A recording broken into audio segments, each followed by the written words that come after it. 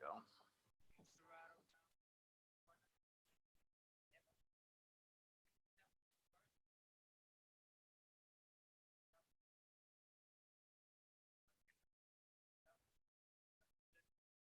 Again? Yeah, again. Again. Because we can. Hello.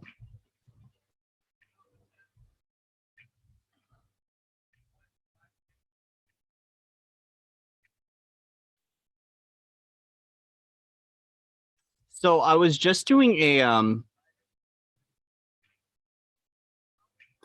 recording for Patreon. And I found this collective energy that's been popping up. And it popped up earlier today. So welcome all if you're coming in. Hey again. Hello, Dorothy again. Yes, back again. I'm finding this collective energy. And it's Five of Wands. Five of Wands has popped up in the earlier readings and it just popped up again. And I was like asking my universe, what is this energy? And I wanted to come forward and talk about it because it is like kind of a collective theme right now with the full moon. And it's the energy of entitlement. It's the energy of entitlement.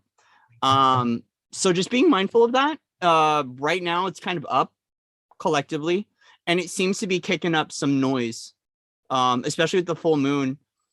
There's this energy of like, it's entitlement and deserving of like financial compensation, financial reward. And I just want to remind you guys, the healthy balance of being open to receiving blessings, but also putting in the work to receive. So especially if you've already put in the work, beautiful. But like it seems to be, there's like this collective entitlement stuff that's coming up. And so I wanted to bring it up just to be mindful of it. And then I wanted to do some readings because I'm just kind of getting some stuff done right now.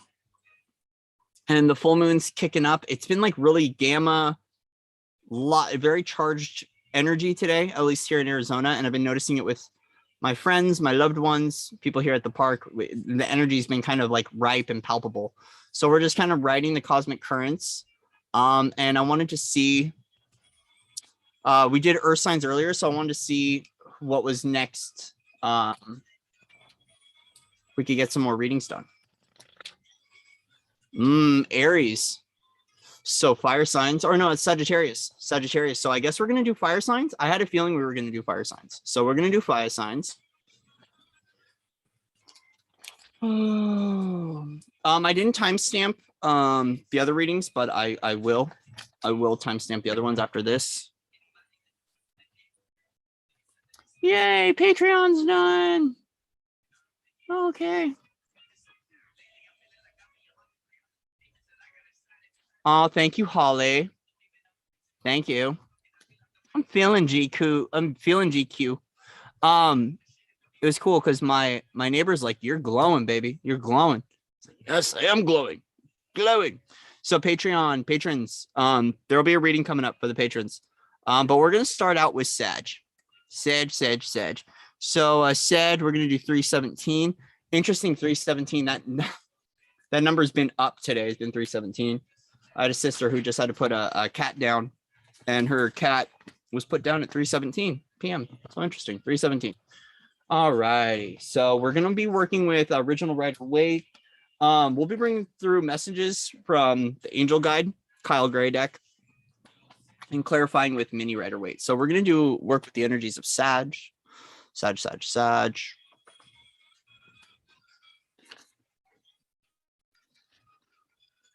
Welcome everyone in, by the way.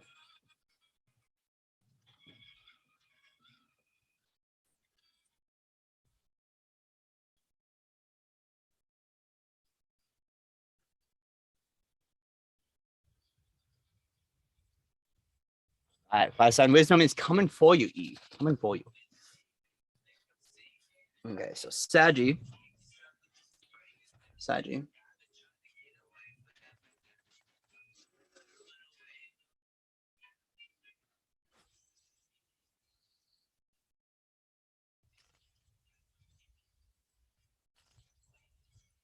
Saggy.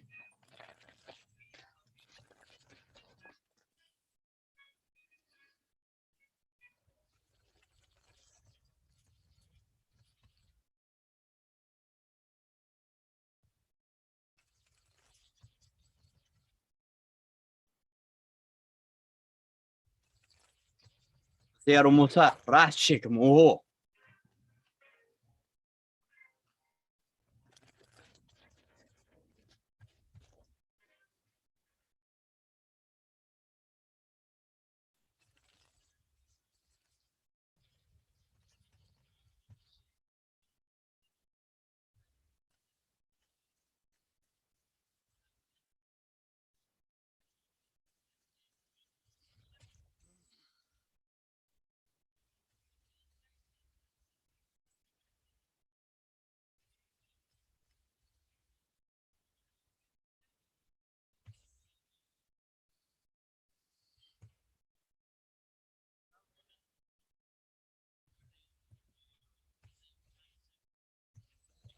Saggy. What wants to come through for Sagittarius? Sagittarius. This is the dawning of the age of Sagittarius.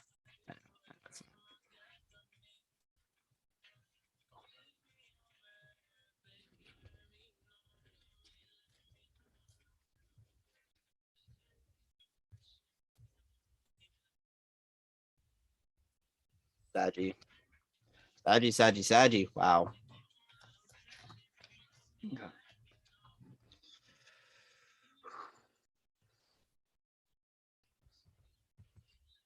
Okay, so Saggy, I'm hearing this song.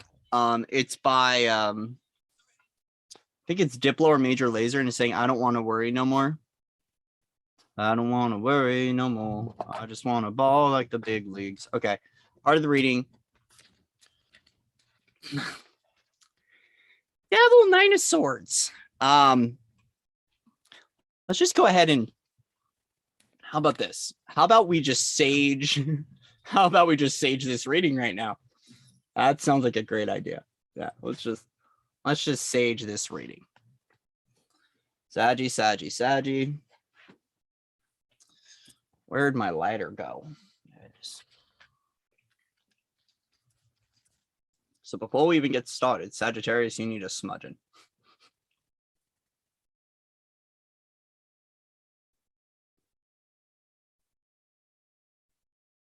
Mm-hmm.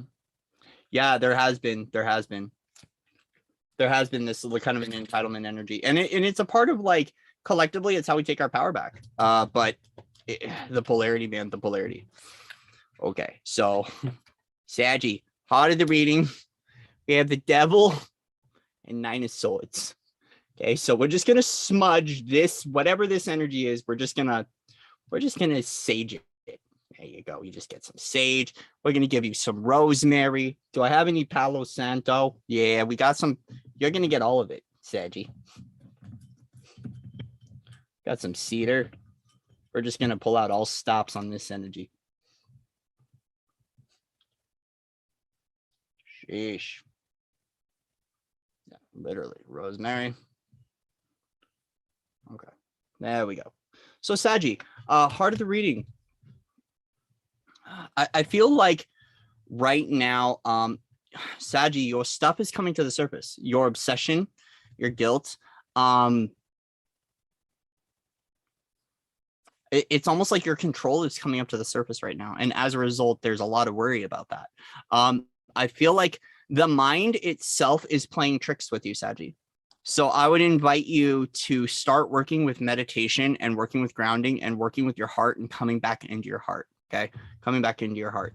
At the energetic foundation, we're looking at 10 of Pentacles. So we are looking at you working through some sort of something in your personal Yggdrasil tree, something in your Akashic records.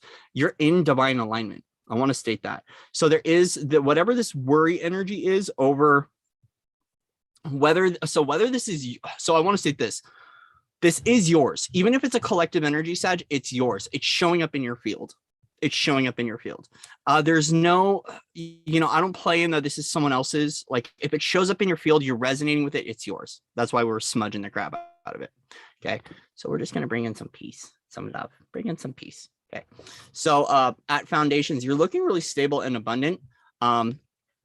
And you are in alignment. You're in divine alignment.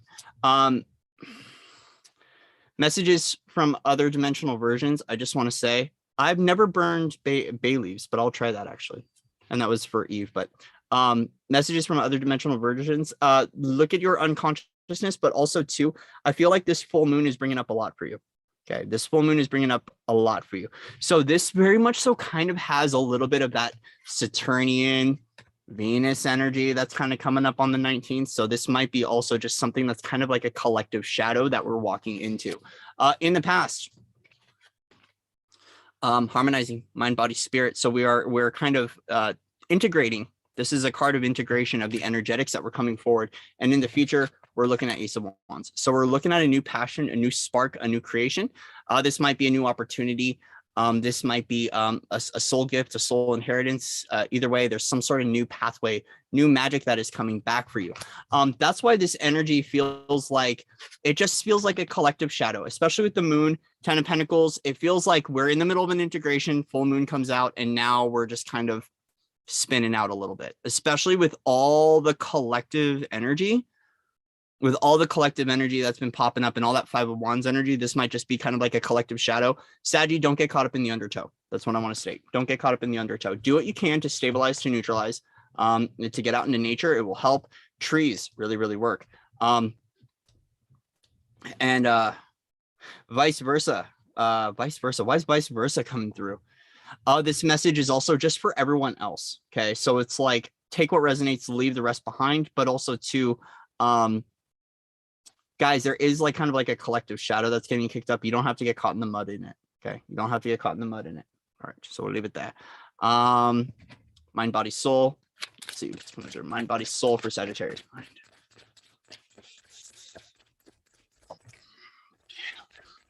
Soul.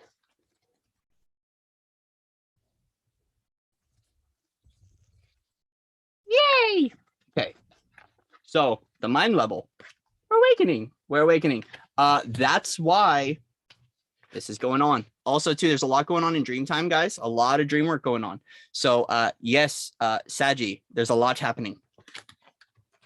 Okay, there's a lot happening. So, at a mind level, we're awakening. We're clearing a lot of judgment. At a body level, a lot of love, a lot of self-love, At a soul level, alchemy. I love it. Moderation. The energy of Sagittarius energy, right? But we have this high angelic alchemy that is taking place. So I want to state that regardless of what you're feeling right now, internally, really beautiful cards. You're basically awakening. There's a whole lot of love available to you from within, and you're going through an alchemical experience right now. So whatever's happening in dream time, whatever is shaking you awake right now, whatever is of concern, it feels like collective shadow and it feels like it's a part of the moon. So do not worry. You're just integrating and stabilizing. You're stabilizing the field, stabilizing your own field as things are clearing from the collective. The collective shifts, right? This is just an energy of kind of a transmutation. No doubt that in the future, there is a new beginning, a new magical sparking that's occurring, and you are definitely in alignment with your personal Yggdrasil tree, with your personal Akashic records. You're in alignment. Okay, so I'm going to say that Sagittarius, you are in alignment.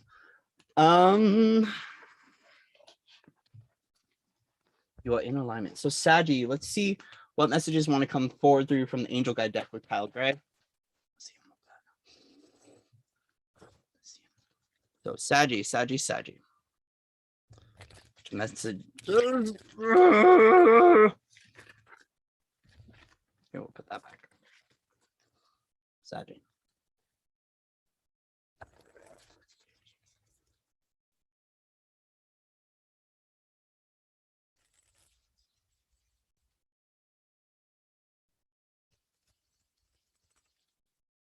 Joy and contentment.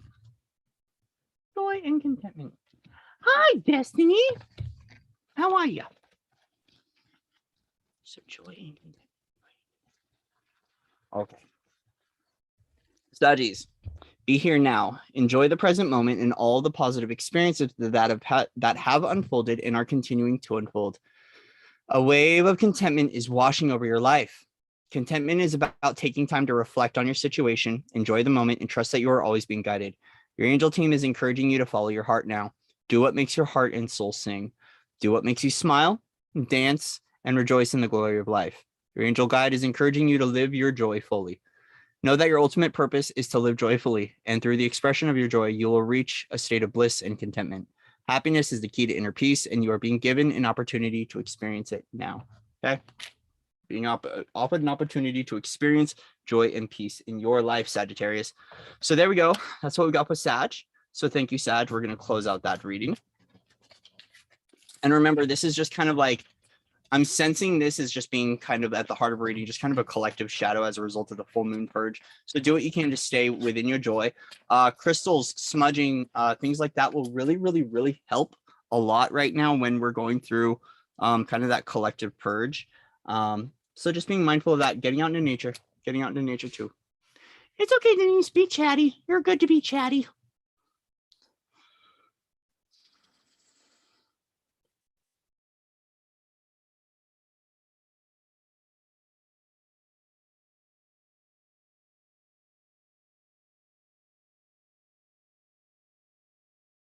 Yes, one more day till reunion. Wait, Mama D, is it tomorrow? Destiny, tomato? Tomorrow, tomorrow, I love you tomorrow. Interesting. Of course, Eve. Of course. Can't believe it's almost time. Okay, we're gonna stretch out the legs a little bit. You know what happens with Corey. When he sits Indian style for too long, his knees crunch and he hurts really bad. Thank you, Sherry, for your $5 donation. I appreciate you. I appreciate you. And my elf appreciates you. The yoga elf appreciates you. So do my little Buddhas. Oh, change is very much so coming. Awesome. D, perfect. Dude, the timing. You know what? I'm just gonna text you later. We're not gonna do that here. I'll text you later, Destiny, and we'll chat because the timing is just perfect. Perfect. Hopefully, get my knees going. Okay. So let's see what comes up for. We're just gonna keep rolling until another fire sign shows up. So we have Sag already done. So we got Leo and Aries. That's Gemini. There we go. Leo is next. Leo. Thank you, Sherry. Thank you. So Leo, what time do we have for Leo? Surprise. Leo, 17. We'll do 18 minutes on the dot for Leo.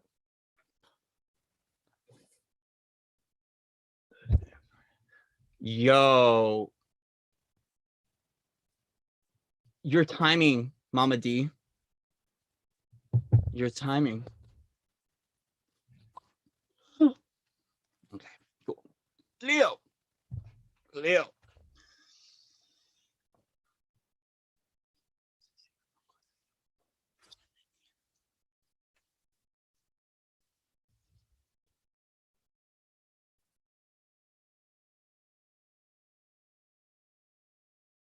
So as always, check your sun, moon, rising, and Venus. Take what resonates, toss the rest out the window. So Leo. Sherry, once again, thank you for your $5. Thank you. Sending you a wave of gratitude and love to you for that.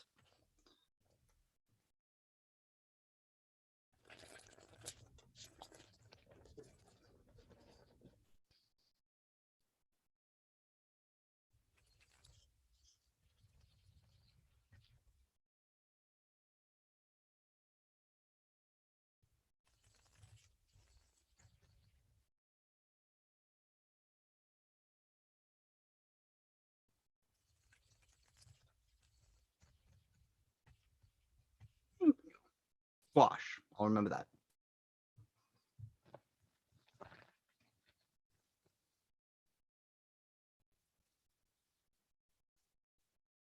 Can I do that? Why is Urkel popping up?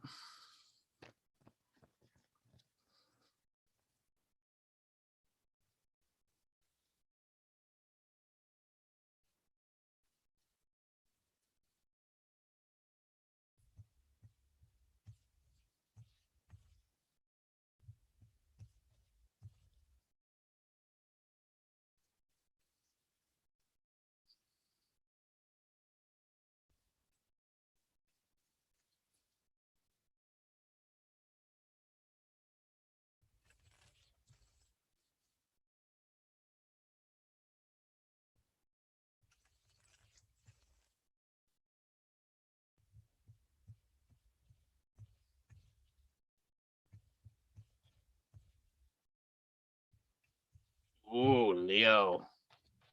Looking good. Leo, looking very good. Oh, thank you, Denise. Thank you. Dang, Leo. Okay. Leo.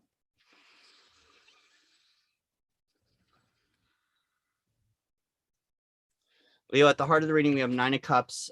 Crossing, we have Knight of Pentacles. Okay. So very much so in the energy of self-worth and self-value. But there is this energy of a little bit unsure of how to show up and how to share this with the world. Definitely can resonate with this, Leo, right now.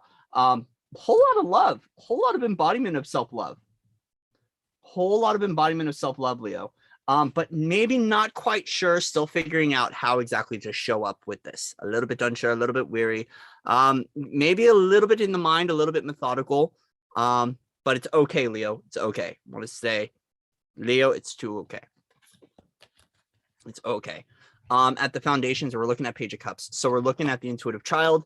We're looking at the divine child and an offering. Into the deep we go. Have you been swimming? Leo, have you been swimming with Piscean energy? Me, I just found out that my second progression is, what is it? My moon progression or something is in Pisces. So basically I've been swimming too. So yeah, Leo, you've been swimming. You've been swimming with the fishies. And as a result of swimming with the fishies, especially here in Arizona, there's a lot of fishies that can swim in the desert. The desert tortoise is finding its inner child. So there is this like youthful innocence and this youthful brilliance that is popping up. Crowning the reading, message from other dimensional versions. Soul family on the way, Leo. Six of Cups. Soul family, soul partnerships, divine child connections, beautiful soulmate connections are on the rise. Focus on the child, focus on the soulmate, being with your own soulmate and playing with your inner child. In the past, star card. So here we have bathing with the waters of the divine. Back to that Page of Cups energy. This is swimming with the fishies, being the way shower, going through a journey of healing. As within, so without, as above, so below. There's something about this raw, vulnerable essence of you that is coming through. And a part of the exposure of this being this way shower, being this intuitive spiritual guide of yourself and being guided on your journey, you found a whole lot of love and a whole lot of truth. But as a result, it's kind of like, how do I show up in this love? What do I do with it? Maybe thinking a little bit too much. With all of this really like etheric energy, Leo, like being up in the cosmos and all of that stuff, it might feel a little strange grounding into the form and showing up. Definitely relatable. In the future, we have Queen of Pentacles. So we have Fire Mama, passionate Fire Mama here, blazing with the glory of abundance with this grounded, practical approach. So what I want to state is, Leo, it feels like there was a lot of etheric work. There's a lot of etheric work that occurred. And right now it's really focused on coming back into your body and how to show up in the body. And it's interesting because I was hearing out of body experience before this. And I was like, oh crap, I got to ground. That is my sign that it's time to ground. So sometimes it's good to be in the upper registers, right? Like heart, high heart, throat, third eye, crown, right? But there's something about coming into the body because there's something about what you're grounding into the form, being able to connect with one another, but also being able to show up as you. So Leo, this might be something with body consciousness, the Leos that I'm tapping into. There might have at some point in time been difficulty being in the body fully. If you like to be in the upper registers, there's something about being grounded in the body. But with Queen of Pentacles, a lot of fiery passion. A lot of fiery passion, a lot of really deep connection to nature, and extremely abundant in all that you do. What I really like here, though, highlighting this is very much so the child. All this child energy, all this divine innocence, and all this divine play. So, Leo, I think it's time for you to focus on divine play, and divine passion and divine purpose, because as you're moving forward with this love and self-value, it's not just stern self-love and self-value, but it's this divine innocence, childlike innocence in play. Okay, so I feel like that's part of this figuring out energy of how to offer this to world. Or for Leo, this might be, what is it that you offer the world? There might be some downloads that you need to go within and sort out and figure out what it is that you're here to do in this next version of you and in this next journey. And it might feel a little strange. Just keep showing up. You're resilient, Leo, and I know you're going to figure it out. So let's look at mind, body, soul connection here. So mind, body, soul, mind, body, soul, mind, body, soul. Leo, mind, mind, body, Yes. Ooh, soul. Okay. No, that's body. Okay. So we got 2 cards for body. Soul. Yeah, right, Lori? Hi, Lily. Hi. Yes, there we go. Okay. So at a mind level, a lot of choices. Might be a little scattered at the mind level, Leo. Might be a little scattered, or wondering which way to go, which way to turn. This is that energy. Remember, we were saying head up in the clouds, and Sherry just said my head is always up in the clouds. Well, there you are, Leo. Head in the clouds. Which way do I go? Which way do I turn? How do I do this? Which in the mind, at a body level, beautiful here. Okay, the body level. The Empress and 3 of Swords. So you are at the embodiment of the universe. You are in that Christos Sophia tonality. You are embodying the entire universe, but there is some old truth getting in the way. I also feel like I'm tuning into 2 different collectives of Leo here. Okay. So for some Leos in the body, you're embodying the universe. You've got all the secrets and mysteries tucked behind you. You are abundant. You're nurtured. You're cared for. For another version of you, there might be some heartache. You might not love your body. Okay. And that's why you've been out of body. Okay. If you've been out of body a lot, there might be some self-love in regards to the body for Leos. For others of you, you're very much so embodying this frequency of nature and nurture, but there is some sort of truth that's getting in the way. This might be too many people. This could be too many cooks in the kitchen. Too many people on your journey that have told you too many truths and too many viewpoints. And it's time to shed some layers so you can find what this Empress energy is. Leo, you are this Empress energy right now. So whatever this is just a holographic overlay. Think of it like a holodeck. Think of it like it's not real. Okay. And we'll just kind of, there we go. It's just gone. Leo, it's just gone. See, it's just a holodeck. It's someone else's truth. It's too many cooks in the kitchen. And all we have to do is just let go. And there you are as the Empress. Soul level, Ace of Wands. Reigniting your magic and your purpose. There's a spark for life, a spark for creation, a spark for joy. And I like this. I like this for you, Leo. It looks good. It just feels like a lot of just body stuff. So if you've been body shaming, it might be good to do some body work, to do some womb work. Perhaps body talk and like soft touch, soft massages are really good. With Sagittarius season and all this energy of fire coming up, and all the Phoenix energies, it might be good for you to like do things like a cucumber bath, or to work with the element of water, the elemental mixture of water, and to talk nicely to yourself. Leo, talk nicely to yourself. Remember, Sun, Moon, Rising, and Venus. Talk nicely to yourself. Okay. Also, too, is maybe it's time to clear out the heart chakra and clear out whoever this is, because you don't need it. And so as a result, we're just going to get Rosemary in here.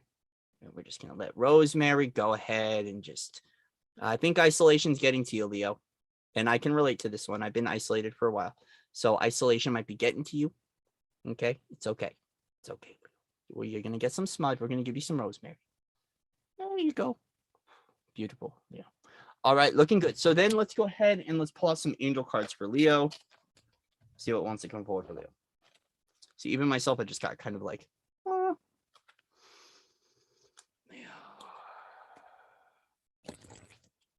knock 3 times on the ceiling if you want me. Yes. Holly, dry brushing is very good. Dry brushing, also to an Ayurvedic technique that my sister Marissa taught me is also light massages, like light tickles, especially if you're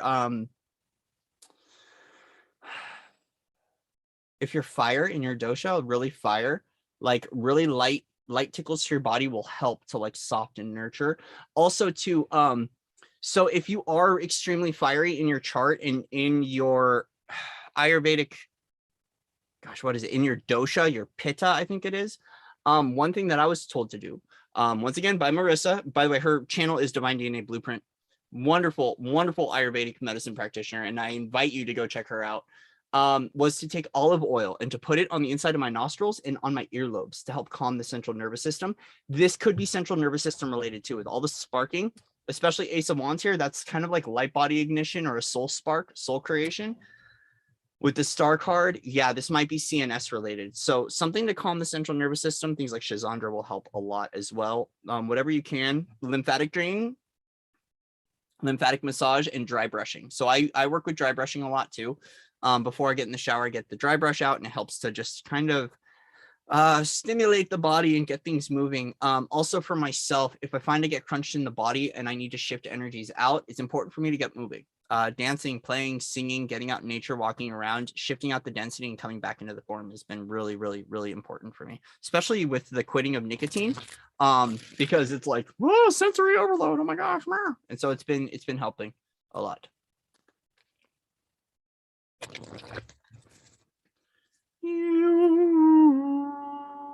Oh, it's Divine DNA Blueprint. Divine DNA Blueprint. She's also she created a form of yoga called Light Body Prana Yoga. And so if you go to Light Body Prana, Prana Yoga, you'll be able to see she's got some like breathwork videos and some yoga videos that help with different light body phases and stuff. And she's actually got a few courses that she teaches. And she's got some stuff through New Earth One Network too with Loren Gailey. Okay, so messages for Leo from the angels.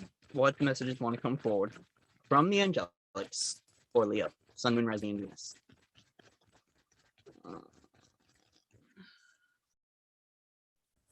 Yes, I quit 48 hours, no nicotine at all.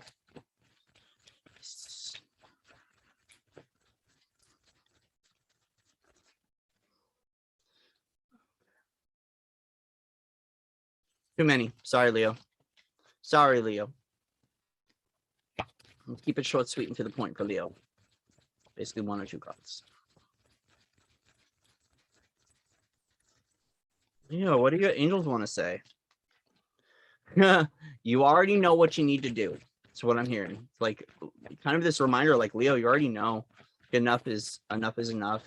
Everything's been said. We're going to do one more time, and then maybe the angels don't have anything for Leo. Anything for Leo.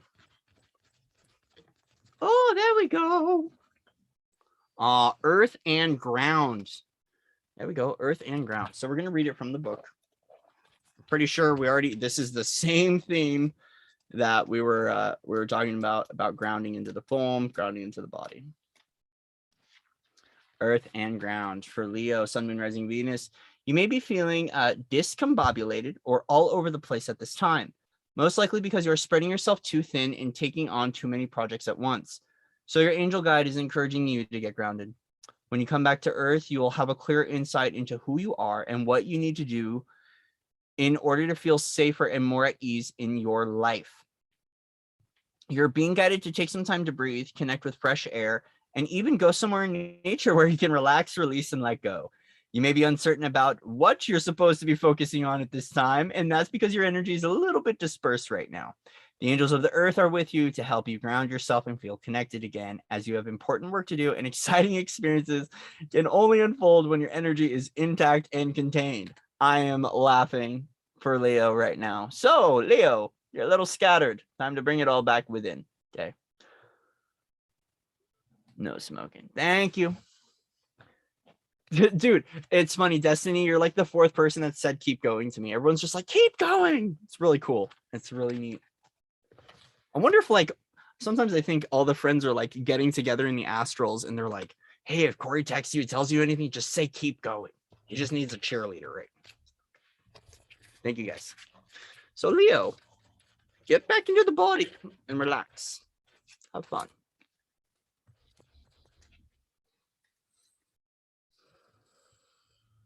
Oh, Denise.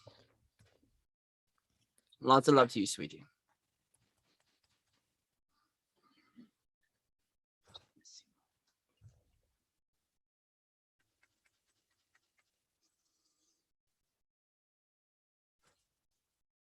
Alrighty, so we are done with Leo, Sag Leo. So we're gonna work on Aries now. How's everyone doing?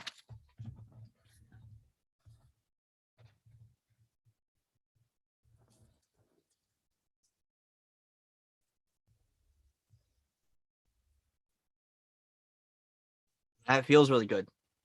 It feels really good. It definitely feels good.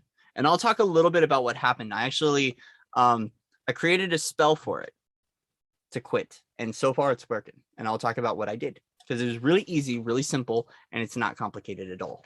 And I feel like that's the thing, is the less complicated we make it and the more we just align it, it just works. But it's been a long time coming, so that helped as well. Past messages to the projections. That's right. Okay, so Aries, we are going to do 3622 here for you, Aries. Aries, Sun, Moon, Rising, Venus. Sun, Moon, Rising, and Venus. Aries.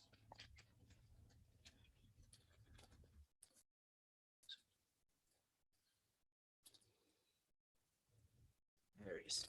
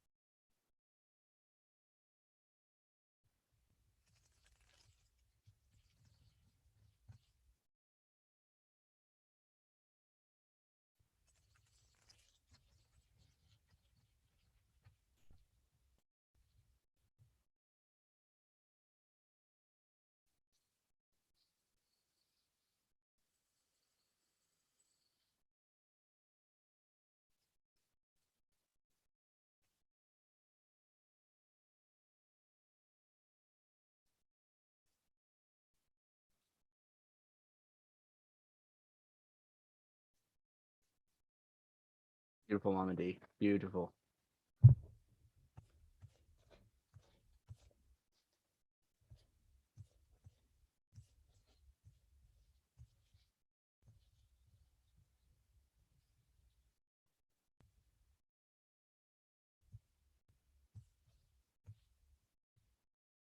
Coyotes have started.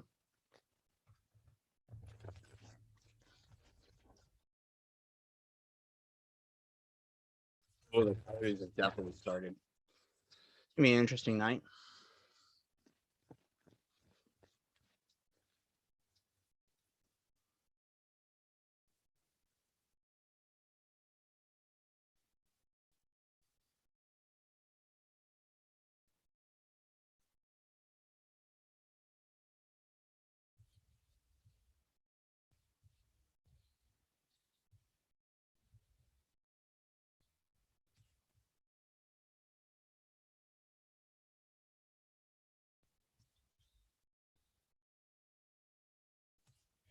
Good. Okay.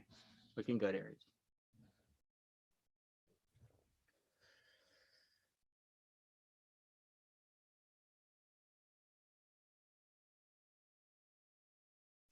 Aries. Part of the reading, we have death and Ten of Pentacles.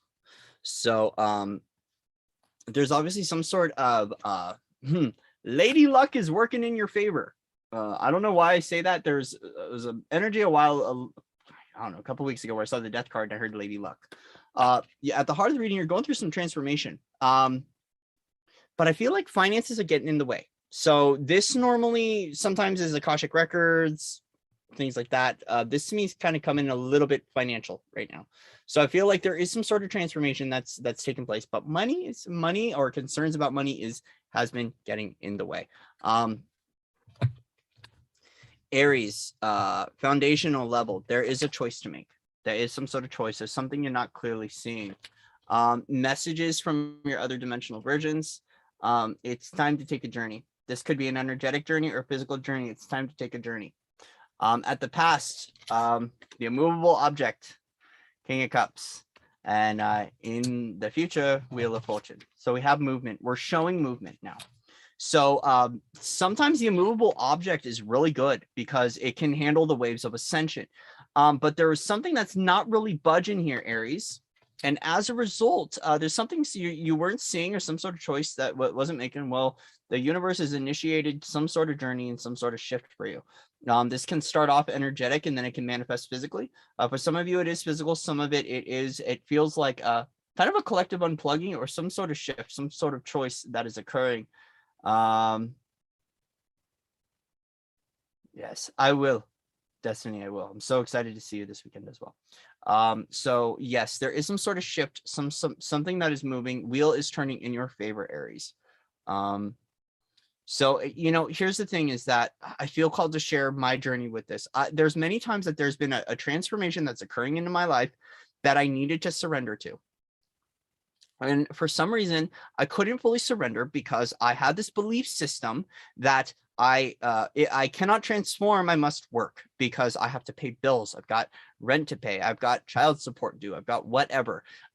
It seems like your financial worries are getting in the way of you being able to fully surrender to this transformation, Aries, right? I understand that you are an immovable object, that you are good with swaying in your emotional mastery and in your multidimensionality and handling the waves of ascension. But either way, there is something that's got to give right now. And there is this little bit of a stubborn energy that needs to shift, something you're not seeing, and a choice that needs to be made, because it seems like there is something getting in the way in regards to finances and you being able to fully shift and transition and transform. Either way, the universe is initiating some sort of miracle movement in your life, whether it be energetic or it be physical. There is movement. There is a possibility of movement. And in the future tense, we are looking at the Wheel of Fortune. So we are looking at the wheel shifting and moving in your favor. I kind of want to say, Aries, the wheel is going to move it whether you want to move or not. I don't feel like you get a choice here. I don't see the Tower card, but I just got this sense that like your emotional mastery is being tested a little bit. In a good way, in a healthy way, in a way where it's like, yeah, we realize that you're really good in the waters of the divine, Aries, and you're really good with these shifts and everything, but we need you. It's got this energy of, Aries, you were a little bit stuck in your ways, a little bullheaded, a little stubborn, and the universe wants to move you a little bit. It feels like a divine shakeup, because there's something about resilience that's coming forward for you. And whatever this is, it feels necessary. It doesn't feel unnecessary. It feels very necessary for you, Aries. I want to say that very, very necessary. Crowning the reading, independent and looking beautiful. 9 of Pentacles. So whatever worry about money, finances, home, family, 10 of Pentacles, that's getting in the way, you're looking really good. You're looking 9 of Pentacles here. You're looking independent, you're looking abundant, you're looking flourishing. So Aries, with what the cards are showing me, there really is nothing to worry about. But there is some sort of decision that needs to be made. And this decision is made at the altar of the divine. You're sitting on the foundations of life, Aries. The waters of the divine are behind you. You're very much so aware of what needs to get done. You are aware of what needs to get done, Aries. Offer this one to the altar of the divine. And allow the divine to take care of it, because obviously the universe is taking care of it. They are unlocking this key. They are turning this wheel for you. The pirate ship is being set into some sort of course. And I feel like whether you want this or not, it's going to happen. Journey into the unknown. Okay. So let's see. Aries, mind, body, soul. Start out with mind, body, soul, mind. Ooh. Yeah. Okay. So at the mind level, disappointment, Aries. At the body level, taking the high road, right? So this might be care, nurture, taking time for yourself, keeping other people's creations out of, keeping other people's worries out of your creation.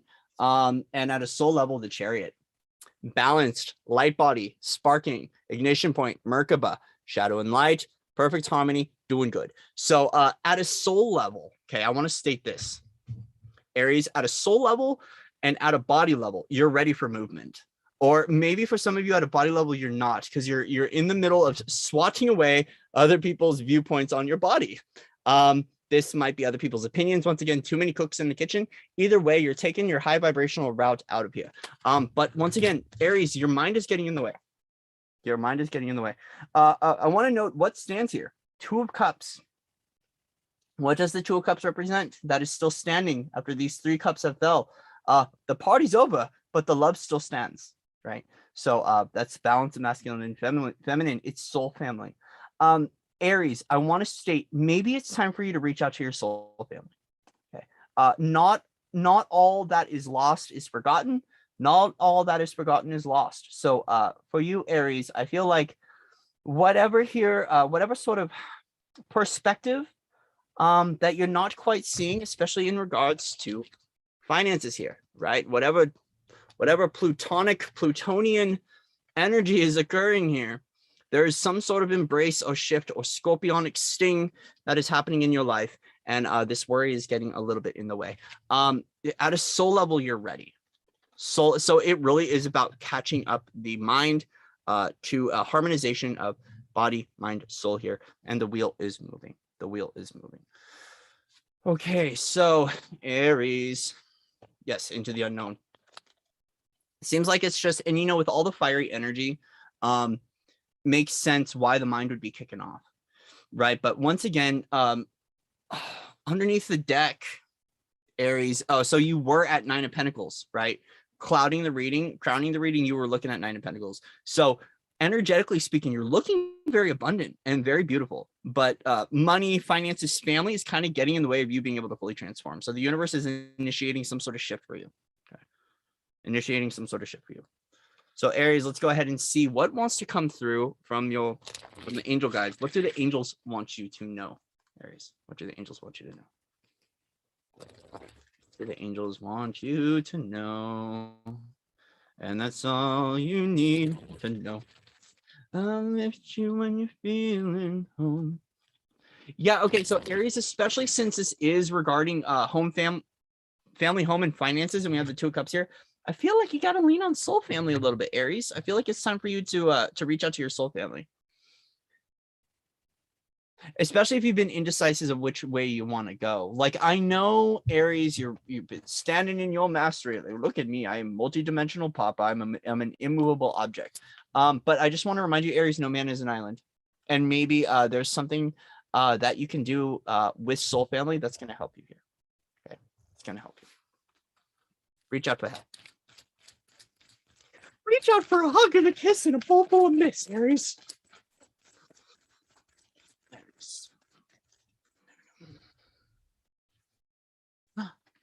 Yes. The energy of yes is coming through for you, Aries. So let's see. Maybe you need to be a yes man, Aries. Just say yes. Or this could be yes. Could be a little bit of an attitude, Aries. Yes. Okay.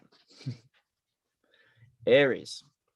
Yes, yes, yes. The answer is yes. Proceed, go forth, achieve, enjoy, don't hold back. The time is now. Rise up, fly high, light up, express yourself, experience, share. This card is a huge thumbs up. If you are making a decision, the answer is yes. Go for it. This is a time for positivity, celebration, and progress. Angels are encouraging you to let in the light and enjoy it. All of your hard work is paying off. Any endeavors, projects, and opportunities before you now are getting the green light. If you've been holding off for the right time, the time is now, and you are being encouraged to take the next step. You're good to go. If you're feeling scared or worried, that's okay. Invite in help, Aries. Angels are there to guide you. They want to be part of your success. So relax and experience the joy that is unfolding for you now. Aries. It's time to jump, Aries. You got a journey unfolding, okay? Okay. Beautiful. There we go. So Aries, beautiful reading. Beautiful reading. Looking good, Aries. Whatever decision that you've been wanting to make, it's a yes. Wheel is turning in your favor. Wheel is turning in your favor. Cool. There we go. Good job, Aries. Aries. Ooh. Separating all Aries. Separating all the energies of Aries. All right, how's everyone doing? How's everybody doing? How are we all doing? How are we all looking?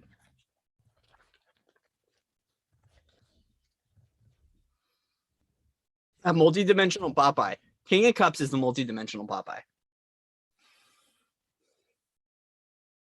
Sure, you're from San Diego? I was born and raised in San Diego.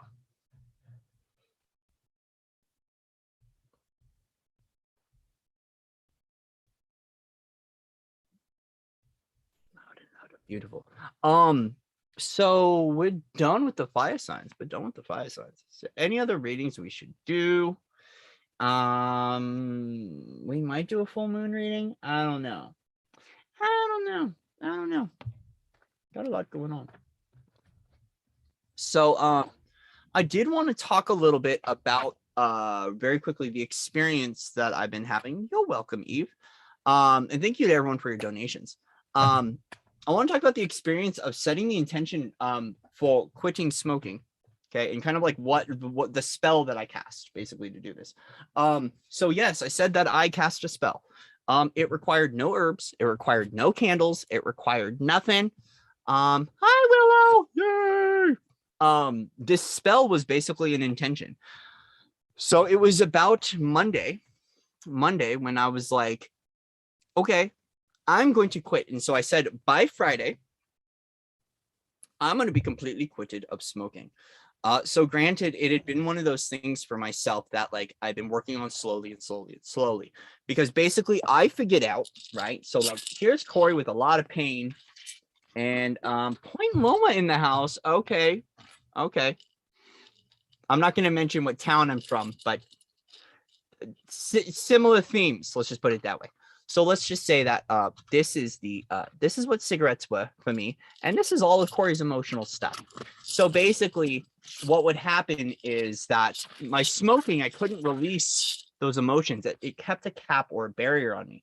So as I would slowly start to quit, let go, I was able to dump out a little bit more and more of my frankincense onto the ground. And so I had already been working up this energy to quit and knowing I was supposed to quit and going to quit for a while. So when I set the intention, I set it on Monday and I said, by Friday, I am no longer going to be identifying with smoking. Okay. So as soon as I crystallized and charged the energy through the heart saying I'm going to be done by Friday, the wheel started moving in motion. Every single day, there was an orb doing, is your visitor, there was an orb doing, so I don't know, there's always orbs around me. Not quite sure, but once I set the wheel in motion for me to quit on Friday, every single day I just amplified it. By Friday I'll be done. By Friday I'll be done. By Friday I'll be done. By Friday I'll be done. So normally I don't take a linear approach to these experiences. I try to go quantum, but I playing with this energy, I was like, you know what happens if we set linearity to it? Okay, so by Friday I was ready to quit. But, I went to California. I wasn't going to quit while I was in California. So what started to happen was in dream time, I started to work out all of the necessary kinks and the necessary cog functioning that I needed to quit. And I started to deprogram. So basically what was going on was in dream time, like, so yeah, there's collective work, there's dream work, there's been, lower astral cleanup. That was like all the work last night. But basically every morning I would wake up more and more ready to be done. So like first light, right? Like when I woke up in the morning, first light was always, where's my phone? Where's my coffee? Where's my nicotine? Like total, just very deeply regimented and very deeply programmed with that. So I noticed so it was about Friday that I left for California. I noticed it on Saturday. No, Saturday I left for California. So Saturday I landed in California. I noticed Saturday morning, Sunday morning, and Monday morning that like I just woke up and I was like, literally the first thought right when my eyes opened was, I don't need a cigarette. And it was really cool. So my teams were working with me with Dreamtime and with building this to where basically, there was all these like kind of subliminals that were showing up in my reality, especially things with breath work, with panic, discovering more of like why I haven't been able to make certain decisions, why I've been in these like quantum entanglement patterns, and a lot of like heart chakra stuff, a lot of Three of Swords energy coming up in regards to smoking. So once I set the intention in place, the universe worked and conspired with me to shift this out of my reality, especially because it was very important to me. And I knew that I would be able to do it.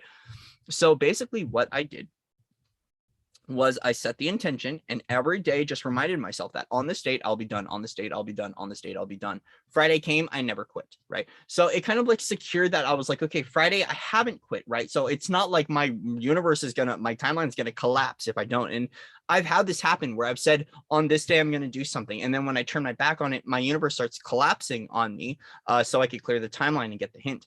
So I started to communicate with my universe saying, okay, listen, I know that I'm responsible for quitting this. I know that I'm responsible for my perspective. I know that I'm responsible for my health and well-being. And for right now, this is what I need in order to get through this passageway that is California. And when I'm back home, I will quit. And so I started creating this dialogue, two-way conversation with my universe, and that's what started to shift this out. When I was finally ready to let go, I was ready. And that was it. And as a result, it was like getting closer and closer and closer to that point of quit. Now, every day I'm clearing more and more. It still does feel kind of like quite uncomfortable at times, but I'm no longer identifying or associating with it. And I find it's actually really easy because I've got this universal support and I've already casted this spell and I've already casted it into the universe, and the universe knows that this is what I want, so mote it be. So there's little changes, there's little rewards, there's little things that are showing up that are complimenting me and that are gifting me the opportunity to stay on the course. And of course, when I start to get the trigger or whatever, I immediately shift focus. So earlier I was getting bored, right? And like, I know with the boredom, there's going to be an opportunity where I just need to sit with it. Sometimes for myself, especially being an energy of an escapist, a lot of addiction and a lot of addict mentalities is it's very quick for me to run from feelings. So I know there's going to be a point in time where I just need to sit and turn into it. But right now I'm choosing to do work. In many different ways. I'm choosing to do work. I'm choosing to communicate with friends, loved ones, relatives, and kind of like lean on my support, but also to support one another, to support myself through this, because it's new for Corey to show up in this divine expression without this crutch. And so as a result, it's like, if you remove a crutch, I have to learn how to walk on my feet. So why not do the repair process now and do things like this? So I know there's going to be an opportunity when I have to turn within to what's going on and just kind of sit with the uncomfortability, sit with the boredom, sit with things like that and get used to it, right? Because that's a part of the repair process. But I'm stating this because basically you hold the keys to your own magic in your own life. So when you are holding the keys to your magic, you can set the intention for anything to be done by a certain date and it will happen. So mote it be. If you want help with this, right? If you need help amplifying an intention or you need help with creating something like this, please reach out to me, right? Please reach out to me because I have done this and I work with many different guides and beings and I work with high level magic that we can very quickly do this. And it's as simple as stating that this is going to happen on this date and that is it. Bang, we're done. And basically as a result, there's a lot of universal support that recognizes what you've been putting in, what you've been putting forth and what you are doing. Basically the universe wants to support you in whatever that it is that you want for yourself, you want for others, especially in regards to healing, in regards to transformation, in regards to transmutation, in regards to timelines, in regards to so many different things, right? So I just want to let you know that basically the power of your thought, the power of your declaration, with enough energy and enough force and momentum behind it, and a lot of really belief that you can do something, it can happen. So yes, I'm there's parts of me that are like, Corey, you're only 48 hours in, but it's like, no, I've actually completed the journey, right? Because past, present, future, all coexisting in the now, it's already done. The completion has already happened. It's just anchoring it into the form and detoxing and purging the rest out of my body. I'm already quit. I'm already done. Like that time already passed. There's no need to linger on to that identity of me as Corey, as a smoker or a nicotine addict or whatever you want to label it as. It's done here and now. It's been done. It was done by the time that I set the intention, and it was time for me to etherically ground in all the energy and biochemical information, all the star codes, all the downloads, all the light letters, everything into the form so the completion could be met, right? So yes, I'm still detoxing, I'm still purging, I'm still going through this chemical detoxification, but it's already done. You see what I mean? So it's a lot of the framework lens and the spell that I'm casting in every now moment to make sure that I am no longer identifying that. And when the craving comes up, boom, nope, I'm not that. I'm not that. I'm more than this. I'm eternal, right? Start going into the work with mantras. I am the higher self. I am the light.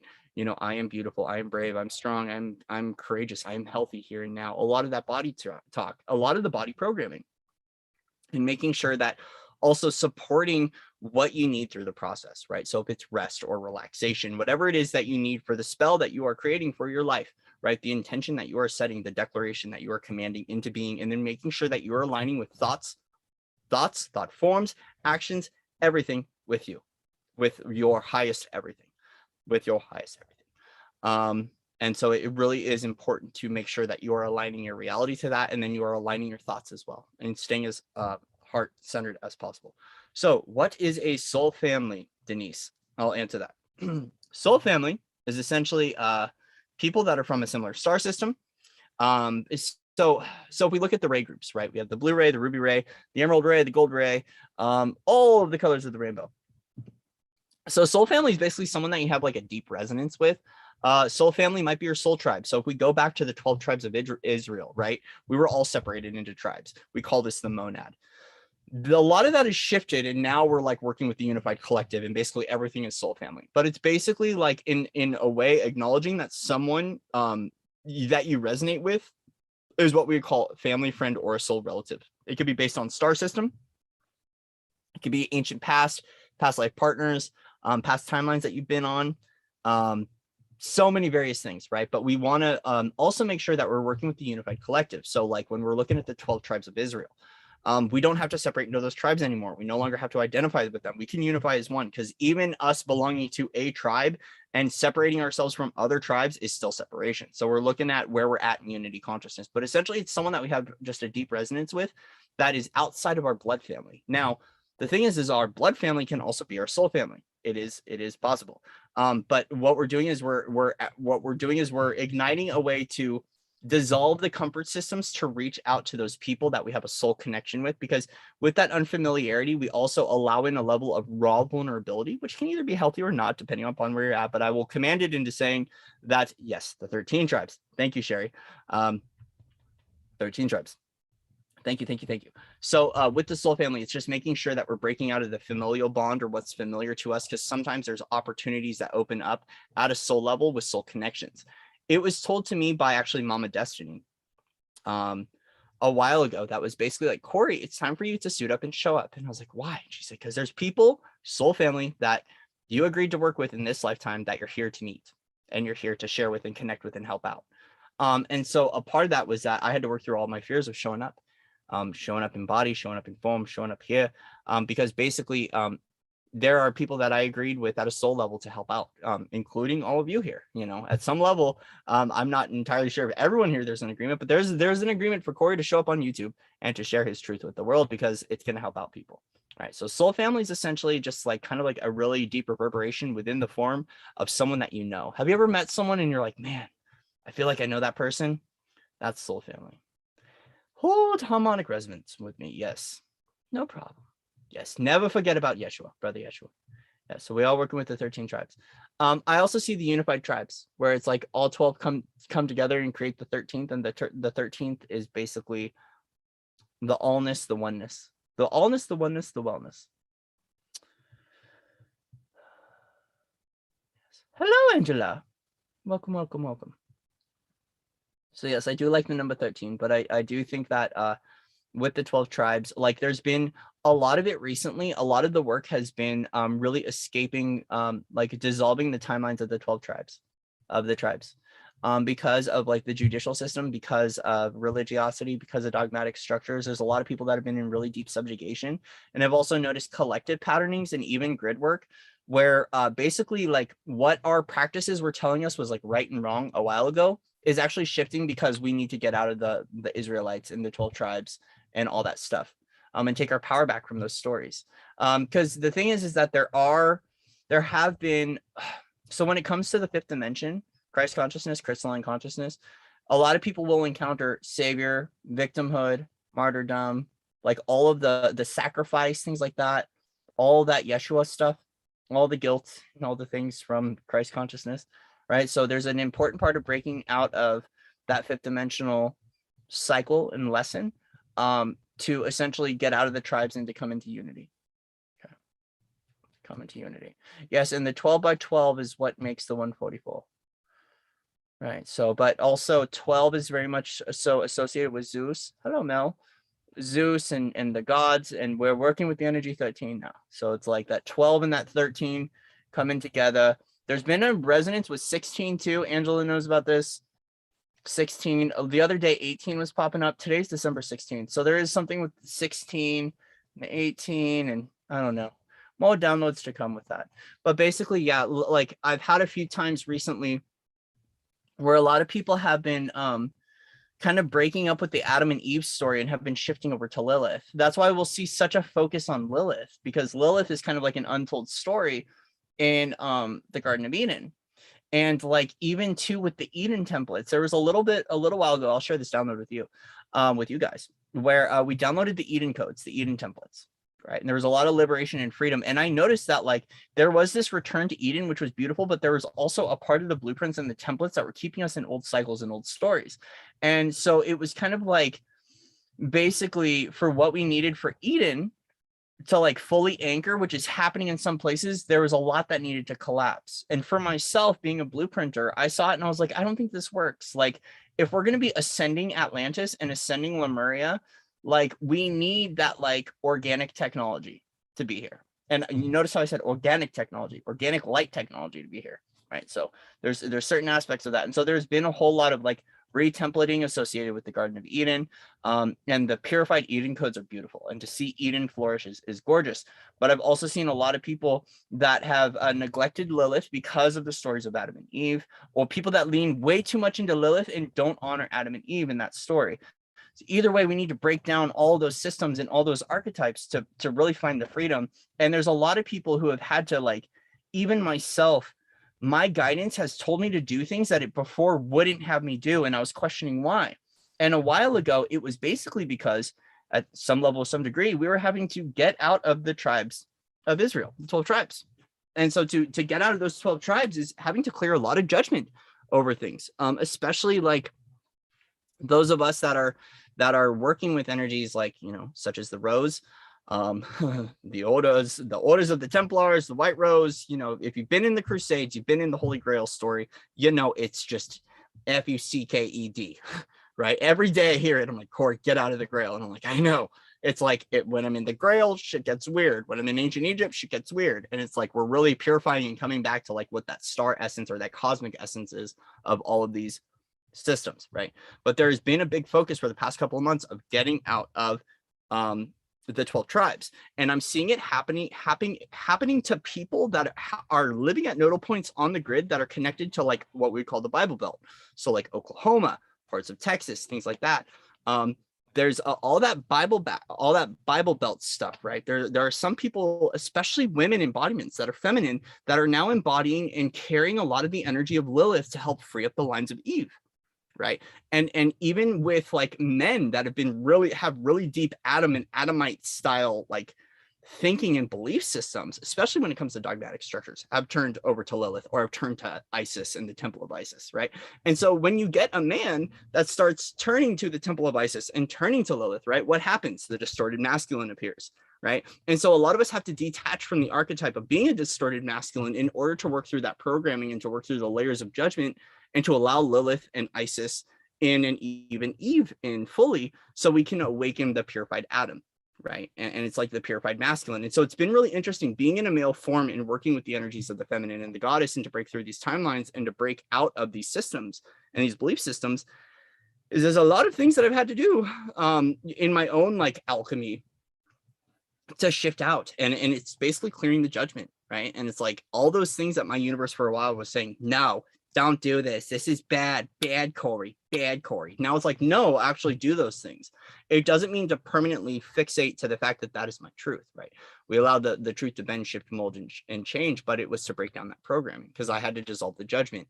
There's a lot of people that speak on the last thing to go while we're in our fourth dimensional experience, clearing out and anchoring New Earth fully, is one of the last things that has to go is judgment, right? And so a lot of that is encountering places that we still hold judgment.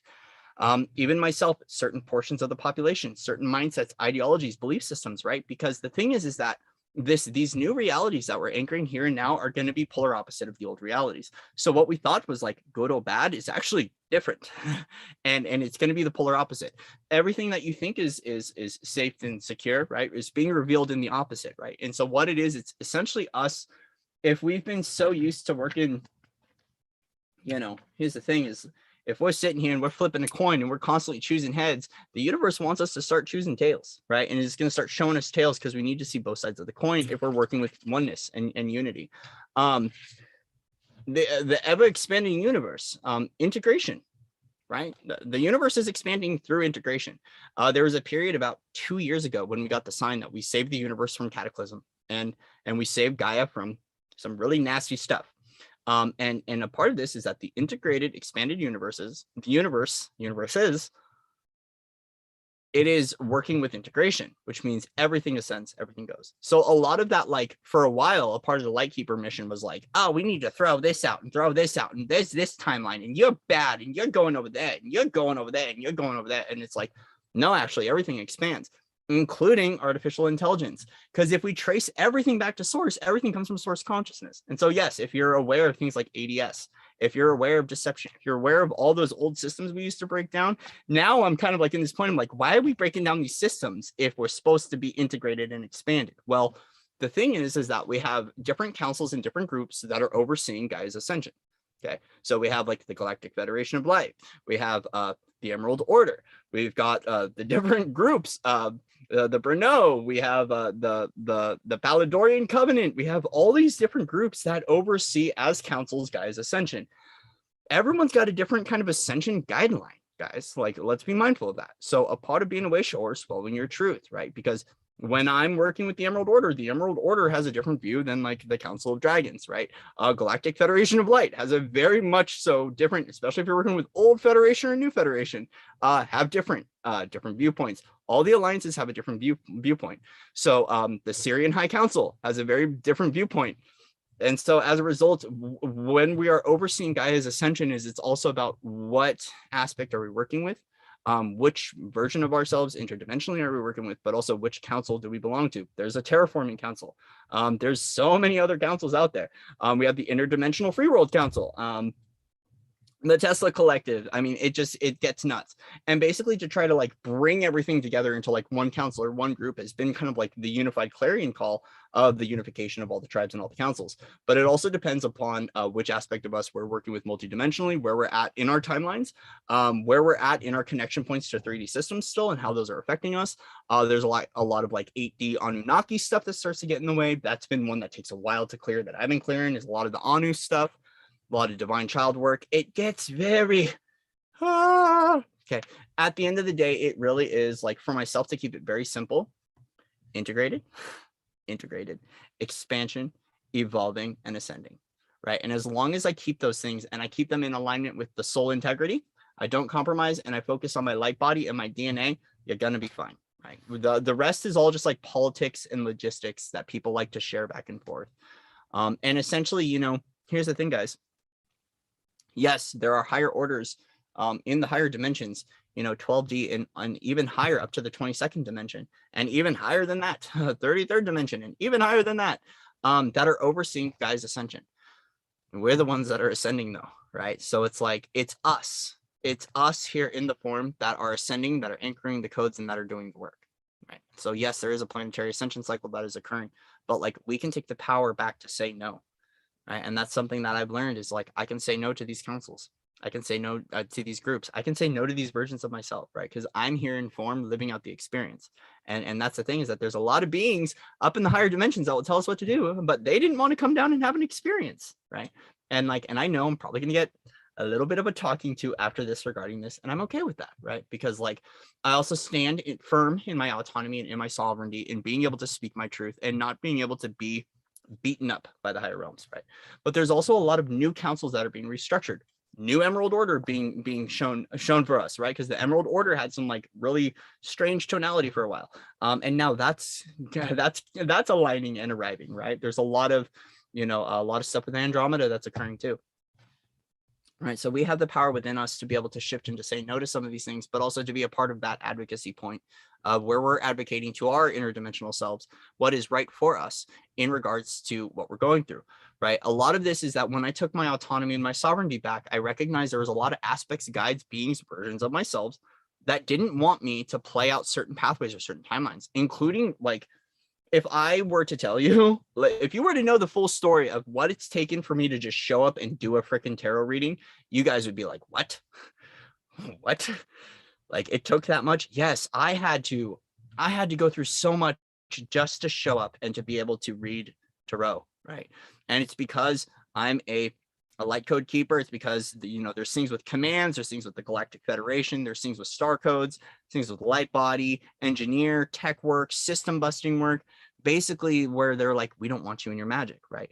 And a part of me advocating and standing up is to say, oh, no, no, no, no, no, right? Like for a while, my journey was very much so the evolution of soul and forget about the family line, right? But then when I started to clear out the ancestral karma, I started to recognize there was some really beautiful ancestral line DNA magic, alchemy that is in my bloodline. And it's important for me to bring it up, right? So as a result of that, right, it's important for me to bring the alchemy of the human of my bloodline, of my Celtic lineage forward and through, which it's beyond Celtic, right? So you know, we're from Scotland, but it goes deeper in those lines.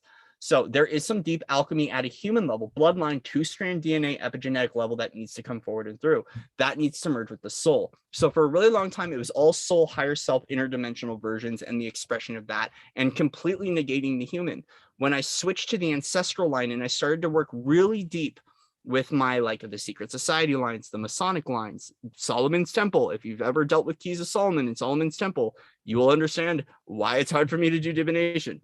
So with the Keys of Solomon, Solomon's Temple, the Enochian magic, the Keys of Enoch, right? Like the high angelic, the seraphim, merged with the alchemy of the bloodline, right? It's been a lot. And as a result, I've had to shift off of a lot of the star lines and a lot of the star lineage. And at times I miss it. Right. I miss being Pleiadian Delta Force, right? That's like ground crew doing things. Sometimes I miss being with my star dragons and my golden Christ dragons, but like I love my elves, I love my druids, I love my Egyptians, I love doing what I'm doing. And as a result, yeah, I miss some of those lines, but I also know it's important for me to recover this bloodline, because for a while there was a lot of records that we were focusing on erasing that the galactics didn't want here, or this version of myself didn't want here. And I recognize that there's some really beautiful importance of some of the deep ancestral lines that needs to come forward, because there are gifts from that. I learned that from the natives, especially living on Yavapai Apache land and working with the natives and all the freedom work. It's been important. Connecting with the Celts, it's been very important with the Druid lines to bring that stuff forward for myself. Also recognizing that, like, imagine if I were to at a subatomic level completely wipe out your human history through clearing and through DNA, through working with crystalline codes, and you weren't aware of it, right? Not really fair to you. Not fair to you at all. And this is stuff that I started to realize. This was a part of my awakening journey. Doing this work is like, wait a minute, we're clearing these collective timelines, but are we upgrading them? Like, why are we going into Akashic records and like wiping out civilizations? Like, yeah, I know that we don't want to relive Petra, right? Like, I know we don't want to relive the story of the Rose, right? Like, if you've been involved in the Rose story or the Templars or the Crusades, you'll know what I mean. If you've been in a Holy Grail line or Holy Grail lineage, you'll know why we don't want to live out those stories. But there's also something really important in the essence of those stories, right? And it's the purified codex of that, the streamlined, purified source code that we need to retrieve, including the ancestral line, right? Including the ancestral line. So there's been a lot of stuff, and a lot of the ancestral line and the deep ancestral magic work. If you want to tie into some people that know about this stuff, tune into Rustling Around, tune into Rob Odinson, tune into Untitled Tarot, LB, tune into Miss Remy Healings, turn into Patrick at Ryokuruk, turn into Eve. If Eve is still here at Everlong Mystic, you'll know, because those are the people that I've been pairing up with a lot to bring through those codes. Right, they were the ones that helped to bring in the ancestral stuff and to reshift and reshape things for me, so we could bring in the positive lifetimes of those magics, because those magics are important. And there's been a lot of really deep subjugation with magic that's occurred, right, including alchemy. There's a lot of New Earth people that I know that are way showers that have been here for a really long time that are scared of our magic, and they're scared of it becoming old magic again, right? It's a part of the bifurcation cycle. Right. But if you're in 5D and you're fearing a third dimensional magic coming online, we're still living from fear. So we still have layers of separation and layers of fear that we're all clearing at deeper levels, especially in regards to creations that were distorted, right? Creating magic and spells and casting creations that went really horrible, especially when we're looking at the fall of Atlantis, we're looking at the fall of ancient civilizations, we're looking at things like Petra, and even us coming in, you know, even for myself, right? Being in a male form, awakening my priestess and my goddess energy. There's a lot of like, oh crap, if I do this again, you know, what's going to happen, right? If I show up, what's going to occur, right? And as a result, it's about sharpening our intuition, using our discernment, trusting our universe, having faith. And if you are a way shower, that means that you're probably going to be doing things that a lot of people don't agree with or don't do, right? If you are a templater, if you are a blueprinter, yes, you're going to be carving a pathway and doing things that not a lot of other people do. So when everyone's going left, you're the black sheep that's going right, especially in the spiritual and the new age community. So it's really important to know your role. And a part of me knowing my role as a templater, as knowing myself as a blueprinter, as knowing myself as a way shower, is knowing that like what I'm doing sometimes other people won't be doing and other people won't agree with, but I'm here to blaze that trail for my family and for my soul group, right? So it's like, and even what one person views as a distortion, I might see as pure, right? And so as a result, it kind of like, it's a little bit of a I don't want to say battle, but like it's like standing in your sovereign truth no matter what, and allowing the truth to set you free, regardless of what people say, regardless of the people that you look up to say about you too. Because there's a lot of people I look up to. There's a lot of people that I've looked up to on this journey, right? And there's a lot of people that I hold in a high regard, in a high level of respect, right? And if I say that this is what I'm doing, and they're like, I don't agree with that, right? I'm going to feel it at some level, but that's me being a way shower, which means that there might be someone, okay, here's another thing, guys, because we're on a roll right now. There might be someone who's been doing this for 30 years, and you've been doing it for 2, and you're showing up, and they're like, no, that's not how you do it. You don't do it this way. You're a templater and a blueprinter. You don't know what codes you hold. So sometimes there are masters that have been here for years and years and years, and you're here to show a new way. And it might not align with that master. It might not show the way for that individual or that person or that way shower, but you're here to bring forward your light and your gifts and your skill set. And that's what matters at the end of the day, is that you're showing up in your light, you're showing up in your purified version of you, however that is, and you're speaking your truth clearly and quietly, and you're standing in your sovereignty no matter what. That's really what matters. That's what matters. And not everyone's going to resonate. That's a part of weaving on this journey. I have moments when my truth resonates with someone else's and then it falls away. Right. And that's been a big part of my journey, is detachment and letting go. I weave one day and I'm in resonance with someone, and then I kind of fall away, and then I come back, and then I fall away, and then I come back, and it's okay. Right. I've had people that I haven't talked to for years that just show up, and all of a sudden, bam, we're on the same page. And I have people that I don't talk to for weeks or months, and we'll never be on the same page again. And that's okay. It's just the journey. It's just the journey. Yeah, the Templars. Oh my God, the Templars. The Templars and the journey of Percival. Oh, gosh, I'm so done with it. I'm done with the Templars, with the banking system, the economy, what's happened with the roses. Oh my gosh, I'm done. Beelzebub, I'm just done with it all. Angela, I know you know with the Templar lines. I'd love to talk to you about it sometime. Anyway, how's everyone doing? Thank you for letting me ramble. I like stepping into my flow and just chatting. It's good.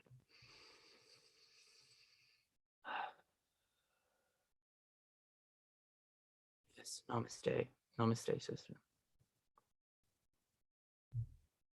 Thank you, Amber. We're all out there. We just need to shine our light.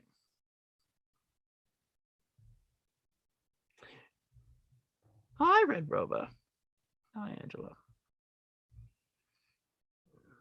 Every day's in it to win it.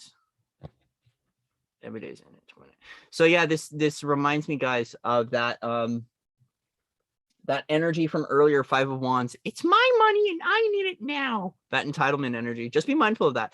If you find yourself playing in entitlement, ask yourself the question, why am I entitled to this?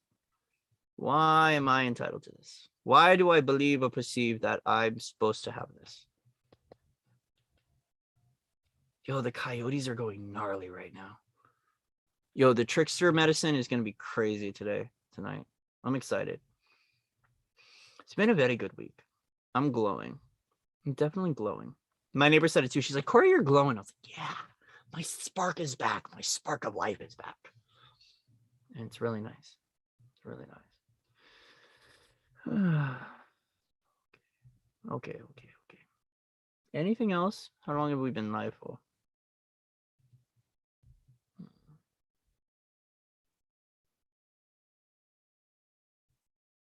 Okay, Denise, you're afraid of your light. It feels too bright and brings negative. So first off, you're always within resonance of something that you attract in your reality. Be mindful of that. Anything you attract that shows up in your physical reality is yours. I want everyone to be mindful of this. We have a personal reality, and we have a collective virtual reality. So what shows up online isn't always yours. There's a virtual reality. It's a shared reality. It's called the World Wide Web. Welcome AI, welcome artificial intelligence. Your physical reality, whatever shows up in your physical reality within your field is yours. Okay. Take ownership of that. That's very much so 10 of Wands energy. So for me, 10 of Wands lately has been, for me, owning my creation. So some people say it's burdens, it's worry, it's walking away, but it's about ownership over your creation.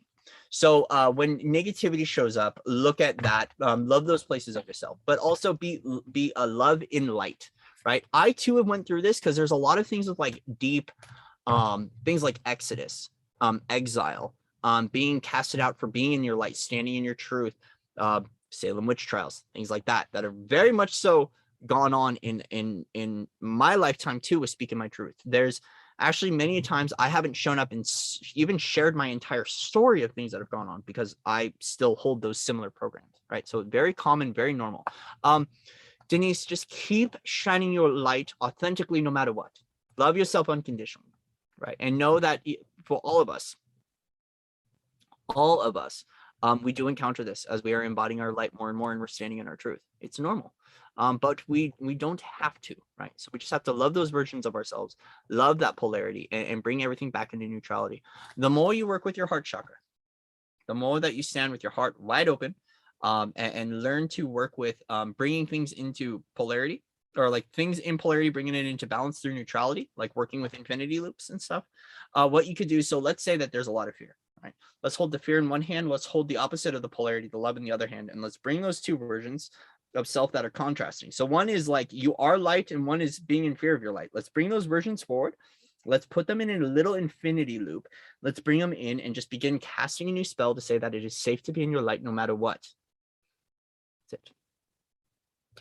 So let it be. Let it spread out into the field and let there be a return on that. Everything you ping pongs back. Okay. So what you put out into the universe will have a return. So if it's a command, like I declare to feel safe in my light, no matter what, some would it be, across all time, space, time, across all dimensions, seen and unseen, bam, spell's done. There will be a return into it. Now, the closer you are to 0 point, the faster the return is. Sometimes that return will take a couple of years. So it is the ignition point of starting the journey of healing. So anytime you want to heal something, create a command or a declaration for it. Speak it out into existence, heart wide open.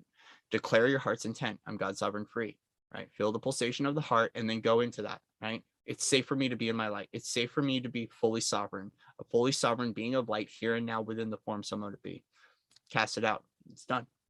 And as a result, that's gonna penetrate the field and it's gonna work through, and there will be a return on it. You will see a return. You'll see a return of healing.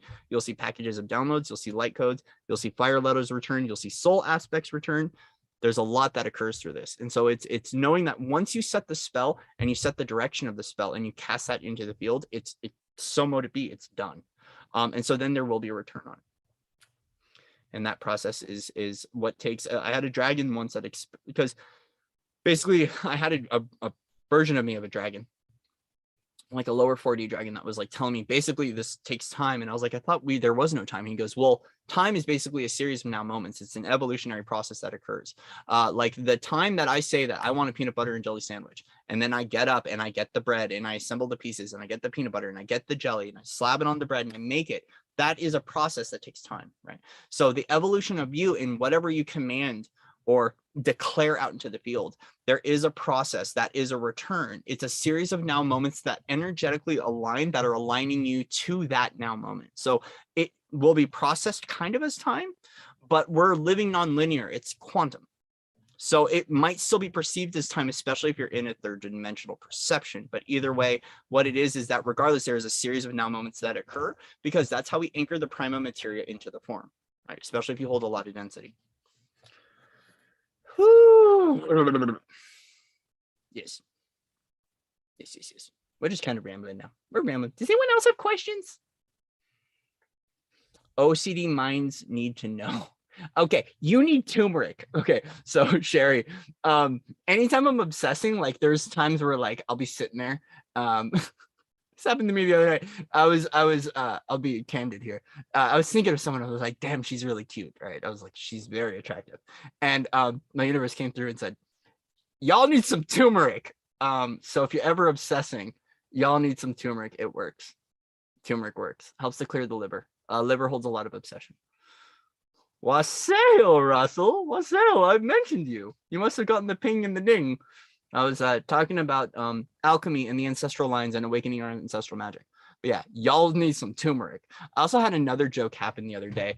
I've been writing down my joke. My universe tells me jokes, and I will write them down when they come through because they're really funny. So I had my universe came through and it said, "Go up, doggy," and I was like, "What's up, doggy?" And they're like, "It's a serious joke." Yeah, that's it. That's it.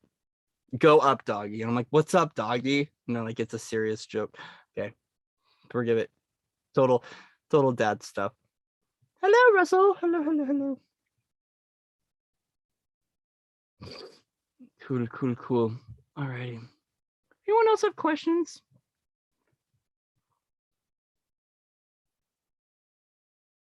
I just like to spell right. That's all. Don't pick on. I'm not picking on you. I'm not picking on you, Sherry. Not at all. Not picking on you at all.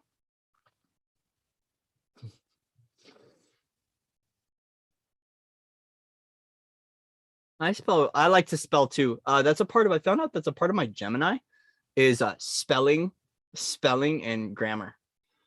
I have someone that's been breaking down astrology with me and they're like, "Oh, that's all your Gemini in your chart. All your Gemini in your chart likes to do all that. Oh, should we do I'm feeling a little full moon reading. Yeah, dad jokes. I'm glad Eve got the joke. My universe is like, "Go up, doggy. What's up, doggy? It's a serious joke. SIRIUS." Interesting. I did not know that turmeric needs pepper to activate it, even if it's a turmeric supplement. Pepper is used for protection in spells. You sound like a gingy. What's a gingy?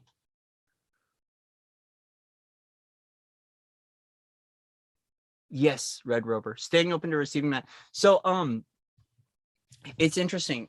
For myself, okay, I've had this encounter quite a few times. Today it happened again, where basically I'm living around a bunch of people that believe in Nostradamus and think that the world is coming to an end. And a clear, cancel, delete anywhere we hold on to those timelines. I don't see that far into the future, and frankly, I don't care. There's something that, like, the really deep mortal wounding has been coming up, and this is something that Russell has been working a lot with on his own with the Dia de los Muertos and celebrating the dead in his journey. And for myself, I've been realizing it is living every day knowing that today, at any point in time, everything could just fall away, and still loving your journey, still embracing that today could be the last day. This could be the last moment. This could be the last time I show up here. And either way, I'm going to make the best of it and try to enjoy it to the best of my abilities. So that's been like a really big one in Red Rover. I'm glad you mentioned that because that's been such a big one, is like the really deep mortal wounding has been coming up. But at the end of the day, the universe is like, yeah, the mortal wounding is coming up, but are you still going to live your life? Are you still going to live your purpose? Are you still going to do what you're going to do? Are you still going to enjoy yourself regardless of these things that are going on? Thank you, Russell. I'll remember that. I will start working with pepper more. Or turmeric. Interesting. I did not know that. I did not know. Perhaps I should make a turmeric alchemy blend with some pepper. That's what I'll do. Is I'll make a turmeric tincture with pepper, with black pepper. Actually, I wonder if my turmeric has black pepper in it. Oh, my knees. Oy. My knees.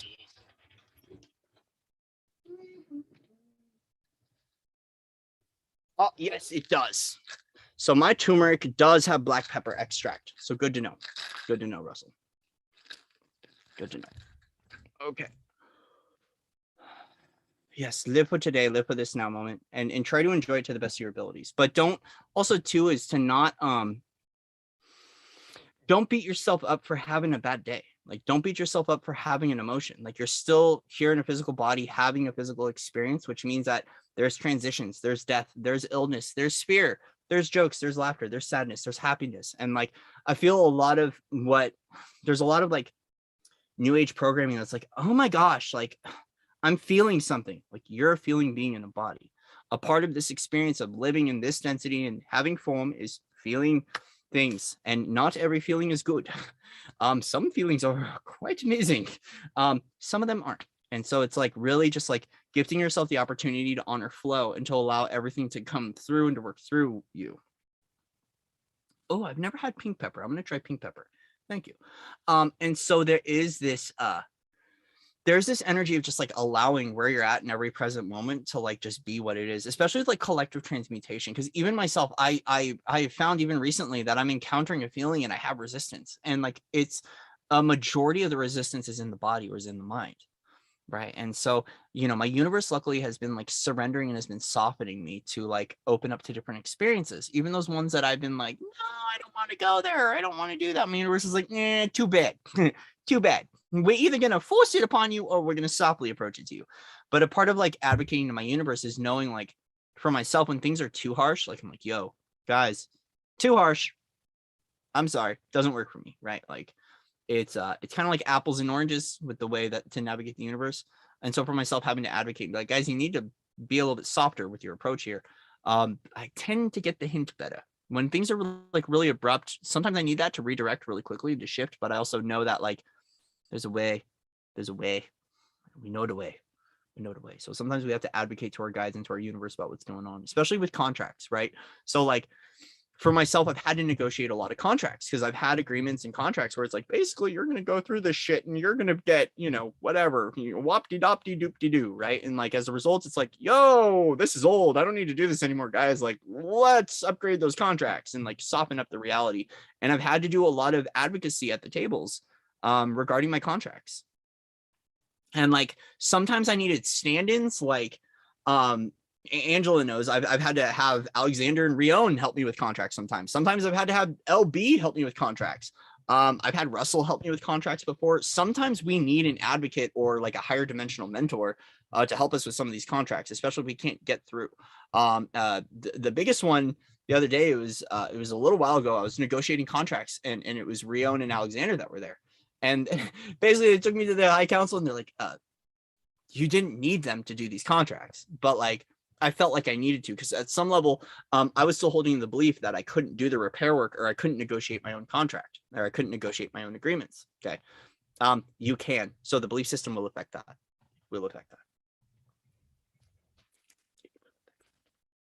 Let's put in some rosemary. And I feel like we're going to do a little bit of a collective message. Sold. Yes. Yep. My back is getting stiff. Also, too, my bed is on the ground now. So, sitting, yeah.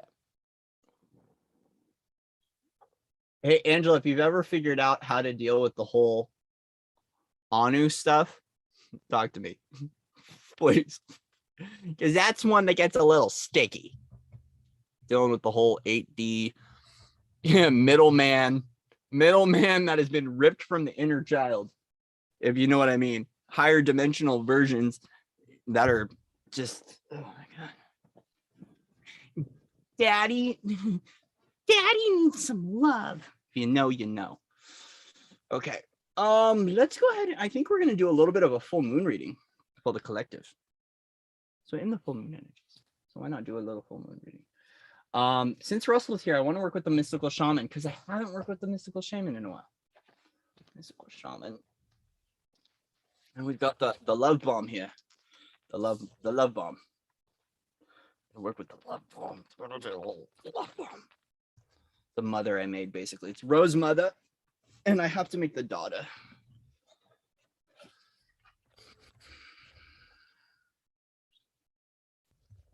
Yes. Angela, I'm actually going to take a snapshot of that and then I'm going to hide it so it's not in public eye. So I'm going to snapshot that and reach out to you. There's been a few times recently I'm like, I need to talk to Angela, but I haven't known how to contact you.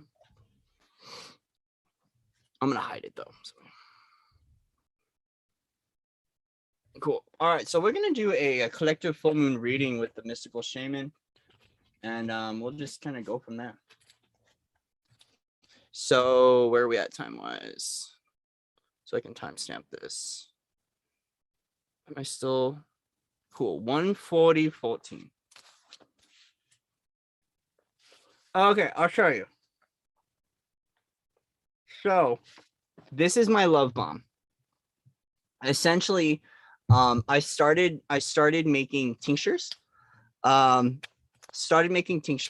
I worked with Rose and Andaras, and I made a crystalline grid and created this Rose mother essence, because I'm working with essences now. I need to make the daughter. So the mother is essentially the concentrate, and then you break it down into what we would call the daughter, which is a mixture of other chemicals and ingredients to create a flower essence. So a flower essence works with you at an energetic level rather than a physical healing level, even though there's a lot of good physical properties from Rose. So essentially, this is my love bomb.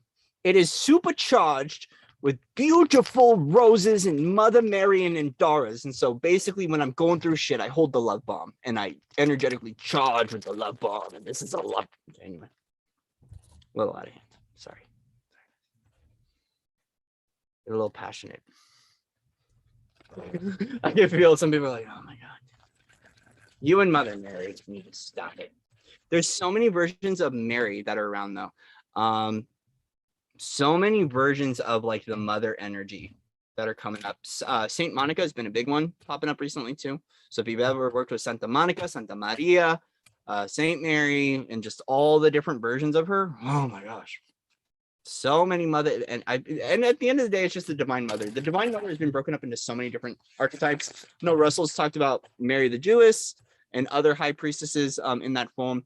If you don't want to dive into the lines of like the dogmatic structures, of course, you know, there are other ones. There's even Iona in Scotland, very good, beautiful high priestess goddess energy. Iona is another one that I've worked with. I'm no longer working with Iona or Scotland, but I did hear Scotland come through a little bit.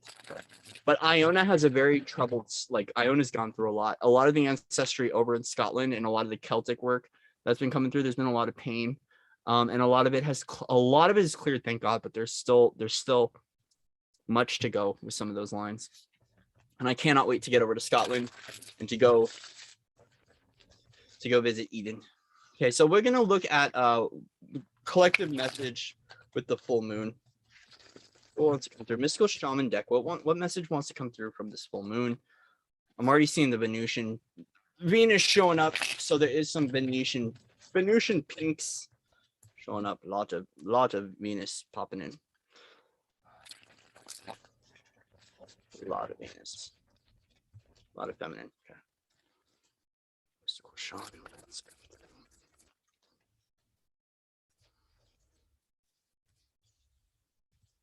The blade and the sun.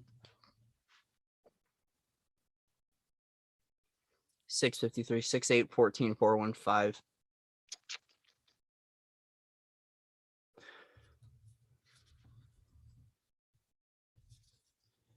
With all the lunar focus frequency, there is this energy right now of making sure we're not blocking out the sunshine. But for some of you, I feel like right now the lunar intensity is needed for a reason. And so if you feel like you can't get out into the sun for some reason, there's a purpose to that. There's almost this energy of get out of the sun to find your light from within. The blade and the sun coming through stating that this period of darkness is you're finding what illuminates you from within. Rather than connecting up to source light consciousness and connecting and bringing that light in, it's about what is your internal flame? What is your internal spark, your internal source light? Because it's about that source light exists within you, your connections to source, your light body, all these things, they exist within you. So as a result, we're being asked to cut out anything externally of us or any programming or belief system that tells us that we aren't that light from within. It's got this energy of going into the void or going into the darkness because you're finding your illumination point. And I feel like you will definitely know how much you glow here. Interesting too is that with the sun card, the moon, Luna is focused, the full moon is focused. So there is this energy of almost Luna highlighting the sunshine within our lives. Like it's got this energy of a reversal, like a little bit of the moon is lighting us up and the sun is bringing in the darkness. And that could be, yes, as a result of winter solstice coming up. Yes, solstice is in under a week. Yes. Yes. So we are in that energy of finding our light within the darkness, the energy of hibernation. The energy of hibernation. Thank you. I forgot about that. So yeah, we are looking at this energy of hibernation. but we're also illuminating what our sunlight is within our lives. Oh, the mystical shaman. That's that energy of going really deep within the darkness and finding the light at the end of the tunnel. There's something about this transition in a part of our practice where when we're going to be learning about how we work with the winter frequencies.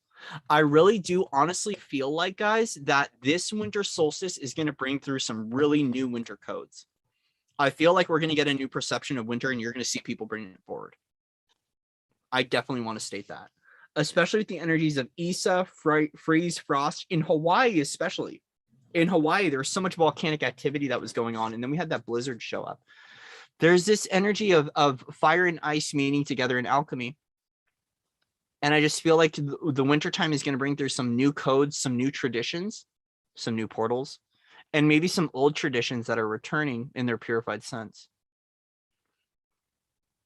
There's something about the old sun that wants to go, though. The blade is asking us to cut out the old sunshine. It's almost like this winter solstice is about illuminating the old sun and clearing it out of our lives. So the old solar lines, the solar warden, you know about the solar warden, the solar wars, the solar army. There's so much like sunshine stuff. I feel like the moon is going to give us a really healthy level of fertility that we need in this winter solstice, which I'm really excited about. I've actually been feeling a lot better lately too with the moon. I feel like Luna is just going to spark some really beautiful stuff for us. You know, it's interesting. Affecting this reading is Eagle. The Eagle has a very predatory kind of energy right now. It's got to capture the flag colonization kind of a feel to it. And so I feel like the energy of this full moon is really going to be illuminating colonization. It's like the return of the condor for us. So condor being more Mayan, Mexico focused, feel like the eagle is going to be highlighted, but in a way where we're going to see a little bit more of the deception of the eagle. And because the eagle is good medicine, it's freedom, it's abundance to me at least. But there's something very predatorial about the eagle that I don't like. It's got this energy of like a watcher, something just outside the field that comes in and swoops in when you least know it. The eagle is very protective, but it's also a little bit like justicey. You know what I mean? You know what I mean? So the eagle does have a little bit. I feel like there's going to be a highlighted focus on where we hold the eagle in our own lives, or even where we hold judgment over the eagle, because the eagle is beautiful medicine. With 1 and 6, we're looking at a new beginning in our realms of material too. 16 equaling a 7. It is that anchoring of heaven on earth. So there is this energy of higher perspective. So maybe 2 as a part of this is the medicine is the eagle wants to give us a higher perspective on things that we might still hold judgment on. Interesting. Right here on my screen, my cursor is right where Sherry says victory, and there's rainbow. It's shining rainbow in my face right now. I feel like we need to see the rainbow eagle. The rainbow eagle. A lot of the transitional energy, especially like rainbow sun, the old sun to the new, is I feel like we have to gift a part of this invitation point is letting the eagle show us exactly what it wants to say here and now in its rainbow or crystalline form. It's allowing the new eagle to show up. The new perspective of the eagle, which would be, especially here in the United States, new government, new politics, right? New. Allowing the new to show up to express itself for us. And then here's the thing is that once it expresses itself to us in its purified form, then we have the choice. We have the choice on whether we agree or not. So it doesn't mean that we automatically have to consent or agree to what the eagle has to say, but it's like gifting the opportunity for the crystalline eagle to share its vision with us, and then we can make the choice as a collective, which is really beautiful.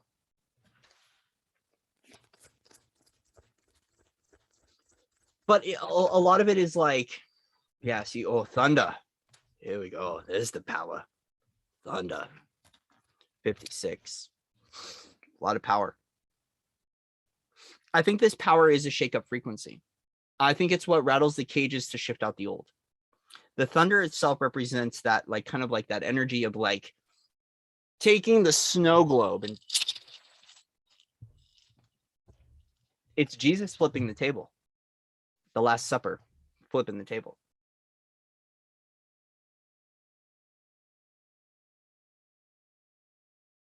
This thunder is an energy of a shakeup, but it's an energetic shakeup because it's what dissolves and removes the lint out of our pockets. It's what removes the lint out of our pockets.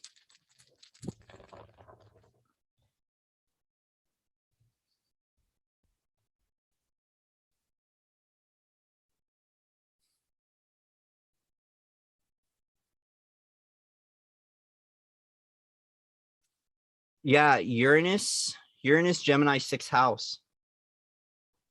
So individuality, creativity, originality, sudden changes, eccentric.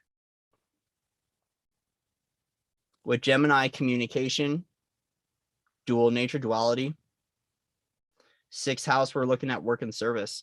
So there is something shifting in regards to work, in regards to our own creation. And it is the dual nature of that. There's something about that oneness approach that's coming in.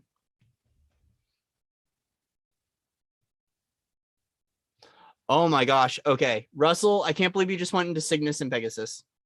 Cygnus has been coming up a lot with the story of the Grail and Petra and Zeus. A lot of focus on the Swan with Cygnus. Whoo. Pegasus too. Pegasus has been popping up a lot. But yes. So yeah, we have 6th house, Uranus in Gemini that's affecting this. So the thunder and the quake is in regards to our work. It's in regards to our work. But Gemini with the twins, there is something about balance. There's the shadow side of work and the light side of work that want to come together into union. Very much so has an energy of Venus retrograde in Capricorn. So with 6th house Uranus and Gemini, it's got that energy of Venus retrograde in Capricorn and the focus of that with like self-love, but also career. Because the energy for me has been very much so bossing up. It's like Gucci and Prada go a little ghetto. They go a little thuggish, ruggish bone because there's some shit that needs to get done. That's the dual side of work and of pleasure, but also originality.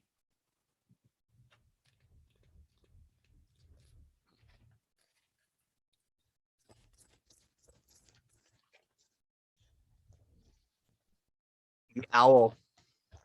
Cool. There's the watcher. There's the watcher. There's the one that be creeping in the field. If you know the owl, you know the owl. When the owl shows up as a messenger and it always wants to bring through a message. So I guess we got a message from the owl. So usually this is where we go voices from the void.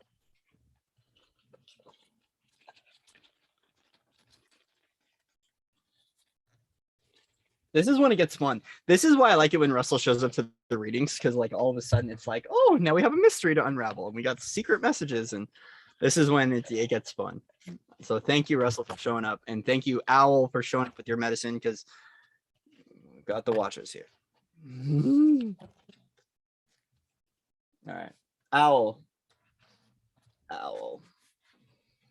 Yeah, don't worry, we're doing it. Owl's coming through.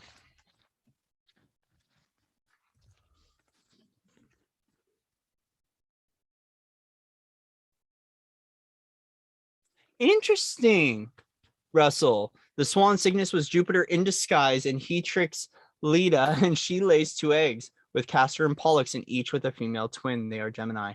Very fascinating. Okay, so Odin in the 9 realms. Got the owl showing up. If Hugin and Moonin show up, I'm just gonna laugh. Okay. Odin in the 9 realms. Oh my gosh.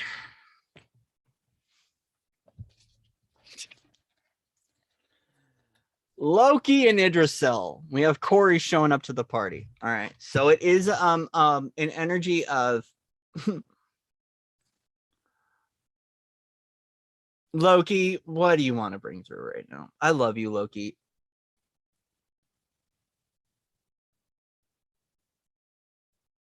Yeah, we're focused on the harvest within the basket. Loki very much showing up about the harvest in the basket.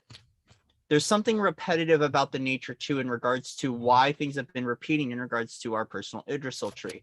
So the owl is coming through stating that in regards to our harvest, right? This energy has been coming up in the collective. Like, why aren't things here yet? Why haven't I gotten my reward? The entitlement stuff. It's something tied to our own personal Idris tree and our own personal Akashic records in regards to why certain things have shown up. But also wheat and barley showing up. There's something about the grains of life that are showing up for us. Oh, Loki, it's going to be a very long night.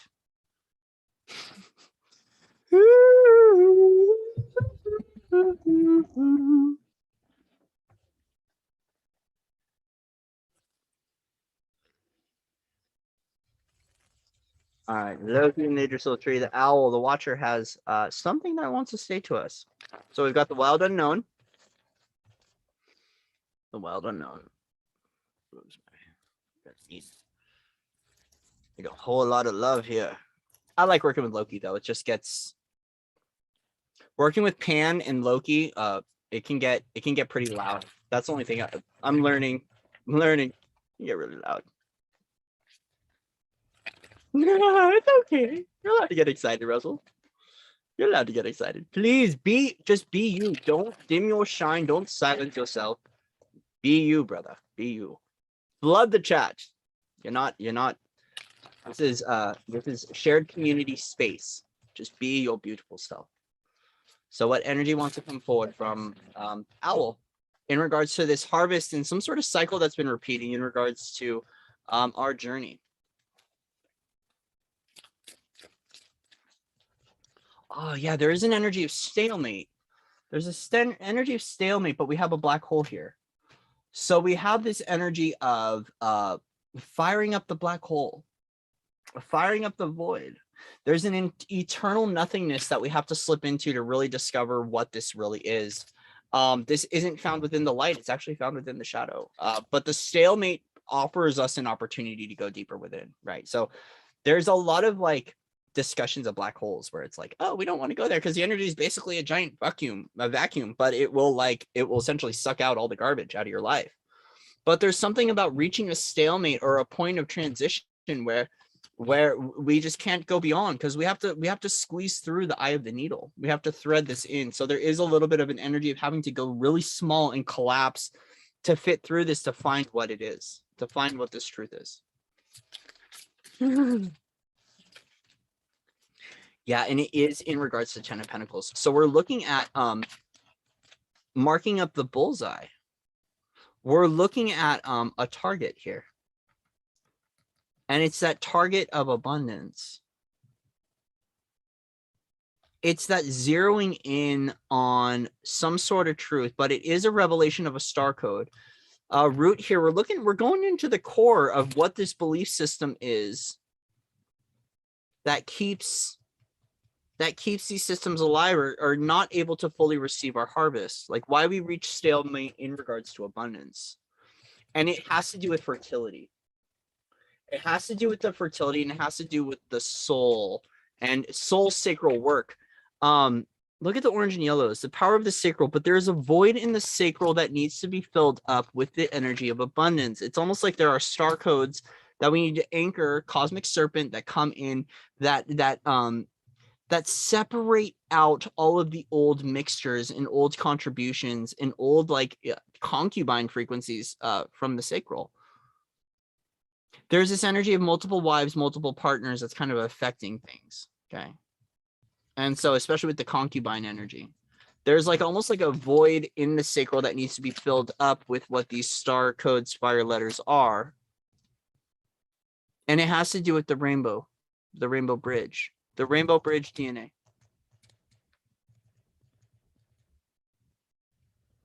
Interesting. A stream of gaseous energy flowing out, Russell. This would make sense why there's been so much intestinal work. A lot of focus has been on liver, kidneys, intestinal tract, prostate, ovaries, and it would make sense what this gaseous energy flowing out is, like a plasma energy from the black hole, which would make sense that we've got this kind of plasma energy that is coming through the sacral and then is illuminating that pregnancy frequency. Like, because today I woke up and I was like, man, I'm bloated. I haven't been able to use the restroom in 5 days. What's going on? And I had a cause of concern and a panic, but there was something about feeding the baby, feeding the prima materia that was in that expansion. And it's like almost that void space or void within the womb was a plasma expansion that's occurring, and it's finding the abundance within that that void frequency or within that black hole frequency. It's the everything and the nothing coming together. Sophia tones, right? The everything and the nothing. Can you find everything in the nothing and nothing within the everything? But there is this void, of course, and there is this star code collection that is offered for us when we hit this stalemate or we hit this void and we dive into this little black tunnel where we ignite with this light to prepare for our harvest. It's the seeding within the sacral. It's that cosmic serpentine frequency. Yeah, see, mother of wands. There we go. Protecting the baby, protecting the nest, right? So it's up to us to make sure that we know when our sacral is void and when it's time to go within and start filling up so we don't keep repeating these loops. Right? Because if we're creating from a place of void, we're creating from a place of lack, which keeps lack narrative running, right? So we want to make sure we're fully filling up with these star codes as we're gestating on whatever this creation is, because it is the mother of wands duty to protect this creation. Right? So the mother of wands, that's her duty, is to hold the egg and to let it hatch fully. And so a lot of this is taking responsibility over our creative energy, but also knowing when to go within, when to go without, when to shift, when to shower magic, and when to hold that creative life force. So it is this energy of how are we holding our Kundalini creation? Like, how are we holding our creative energy? How are we connecting to our creative energy? And when are we really, really, really, truly honoring our process of gestation and birth, especially being in a male form, right? Even myself, I'm going to be called to talk about this right now, I've been having symptoms recently, right? Like expansion, finding out I'm a new moon witch. So I too have a sacred cycle, tender nipples, things going on. We've anchored so much of the feminine that it's actually affecting the masculine embodiment. So our body is changing. We're having hormonal changes. I'm having sacred cycles with the lunar frequencies. And so as a result, right, is like now that I'm learning about creation, I'm learning about death and rebirth, I'm learning about cycles, is now I have to, it's almost like the feminine, the mother itself has to teach me how to become a creator again with the energy of the feminine, which is proper use of creative energy, proper use of creation life force. Angela, Jupiter, you know, right? It's how we're working with that energy, but it's also how are we caring for our own creations? How are we caring for our own creations? You got to know when to hold them, know when to fold them, know when to walk away, know when to run. Yeah. Son of Cups. Because see, it is about that rainbow that comes through the fog, right? It's that return of innocence with our own creation, but it's waiting for that spark or that illumination. It's interesting. It's like the seed of the soul is actually the grail. So, right, we were talking about the Holy Grail journey, the story of the Grail. And there's the swan. There's Cygnus. There's Cygnus. Or is this a duck? I don't know. To me, this is a swan. So there's Cygnus showing up. All right.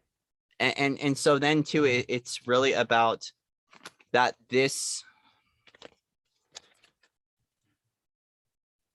that our Grail is our seed of our soul. And knowing when we're void, knowing when we're light, it's like knowing how our soul corresponds to the lunar cycles. Like when we're void, of course, when we're waning, when we're waxing, when we're in a new moon cycle, full moon cycle, right? But there's also this burst of energy. Like it's knowing when your creativity is sparked to also ignite and work with that. Because you see how the rainbow here is sparking through the cup? It's like our abundance is found within our realms of divine innocence and emotionality. So even though we are working with the seed of the soul and the sacral, it's also knowing when when opportunity is ripe by acting on that emotion and how our emotionality is connected to the story of the Grail and our divine superpowers and our divine gifts. It's very much so got this energy of the realms of water. And the focus on water, Uranus, Oceanus, right? Gaia, so much water, which ties into the plasma. The water ties into the plasma, which is the gaseous energy. That's the vaporization of water. That's water and fire coming together to create that gas, right? That's the gnosis. All right, so there's an evolutionary state of fire and water coming together, but we are working with the realms of water and of Oceanus. And I feel like there's a story that's going to unravel more with Gaia and Oceanus and Uranus. I'm not aware of it, but it's there. It's there. So there is a spark or an ignition point that we're waiting for. We're waiting for that key to turn on, that light to turn on. And it's like, that is the go window of creation. It's knowing when your green light is. It really is about really deeply honoring your cycles. Because just like a harvest, right? We don't pick the harvest before it's too soon. We wait for the perfect time, the perfect alignment, and that's when we go. And so sometimes there is that in between of passageways where it's like, is it time yet? You know, it's kind of got this energy of like, remember when you're on a trip as a kid? Are we there yet? Are we there yet? Are we there yet? Shut up, we're not there yet. Are we there yet? Are we there yet? Are we there yet? Patience. It's patience that when the fruit is ready, we'll be able to bite. But we also know we need to know when to act. And we're not acting from a place of reacting. We just know. It's a deep knowing, and it's respondence to our energy in regards to emotionality. Making sure that we're reacting with divine innocence. Thank you, Angela. See you later, sweetie. It's knowing how to respond to these events that are occurring in our reality and the solar cycles. Ah, yes. 9 of Swords in Death. It's a place of feeling, not a place of seeing, right? It's the old eyes have to go. Pluto is working with our iris right now. Pluto is working with our oculus. It's working with our sight. It's our vision. It's cutting off the sight and going within and going from a place of feeling, responding to our environment, not from a place of what we see, because the sight is what triggers the epigenetic blueprint, right? So I see snake, snake ignites fear, and it's actually walking blind. But we're not walking blind. We're walking with our eyes closed. It's a connection to emotionality. It's got this energy of don't react to what you see. Go with what you feel. Go with what you feel, not with what you see, because our eyes are being transformed right now. But our eyes are being transformed through a place of feeling and responding to what feels right. It's got this energy of responding to energy. Close your eyes and tune into the energy, not what you see. Because yeah, the flashy lights, the cameras, the presents, the beauty, the tattoos, whatever creates this, right? It's a single point lens, but it's a place of feeling and a place of sight, not a place of sight. So there is a restructuring of that. It's the lenses. It's the catapult into the energy of the priestess, being able to see beyond the veil. It's got this energy of perception, and Pluto, Scorpio, is bringing in the depth of that to bring up the skeletal frequency, right? So we're looking at skeletal central nervous system, right? And where we're responding to our environment based upon our central nervous system, especially as we're going through this big recalibration, right? Like our CNS lymphatic system has been getting hit, especially with all the solar codes. And I feel like that's what's really beautiful about all the Luna frequency coming through, is there has been people that have been experiencing a lot of central nervous system stuff with Luna. I have a friend in particular right now I'm talking to it. At night, her spine's on fire and she's going through all this Kundalini triggering and this ignition point and all of her CNS stuff.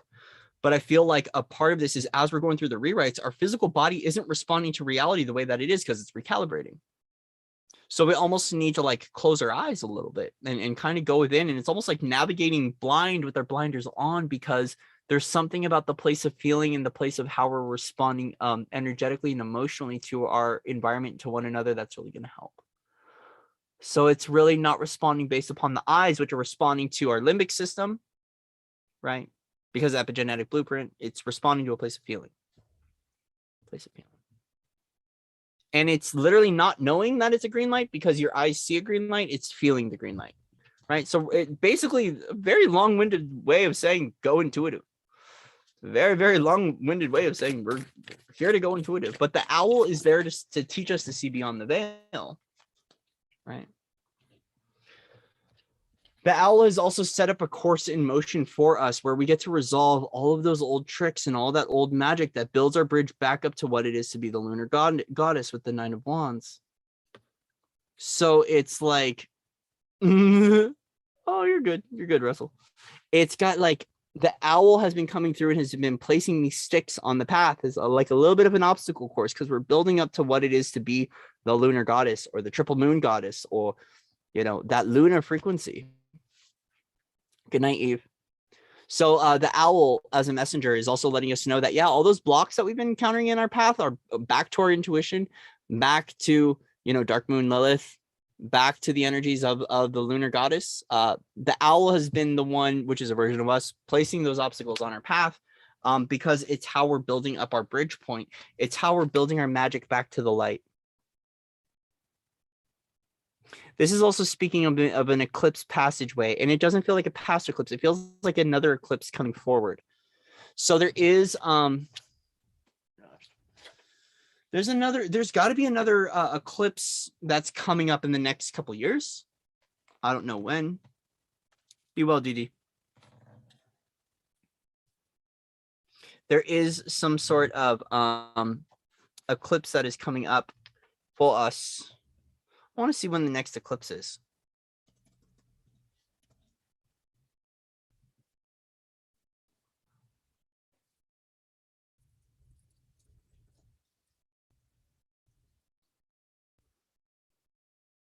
May 16th, 2022.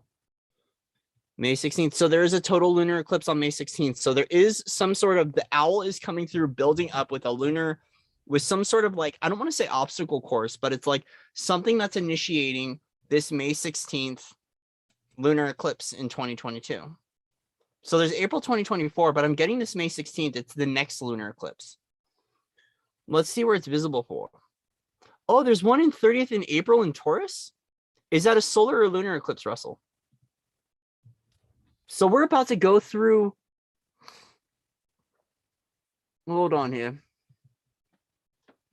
Let me go to Giggle, which is Google.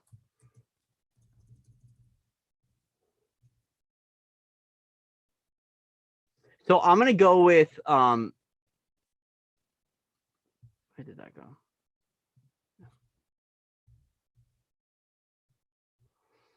I'm going to go with this eclipse. So it is a blood moon.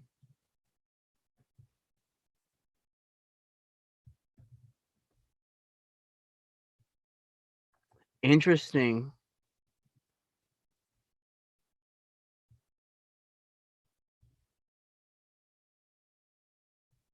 It's a blood moon lunar eclipse. May 15th and 16th. Which would make sense with why Loki's showing up with that blood red energy. So we're building up something to the next blood lunar eclipse. Especially with all this reds here at the center point. There is something about an initiation or a trigger that's occurring with this lunar eclipse that's coming up. I'm going to follow my guidance. I know that there's other lunar eclipses coming, but especially with all this red energy, red and pink phosphorus Venus energy, all the Venusian kind of buildup, there's something with this blood moon lunar eclipse that's an initiation point for us to be able to see deeper beyond the veil. Yes.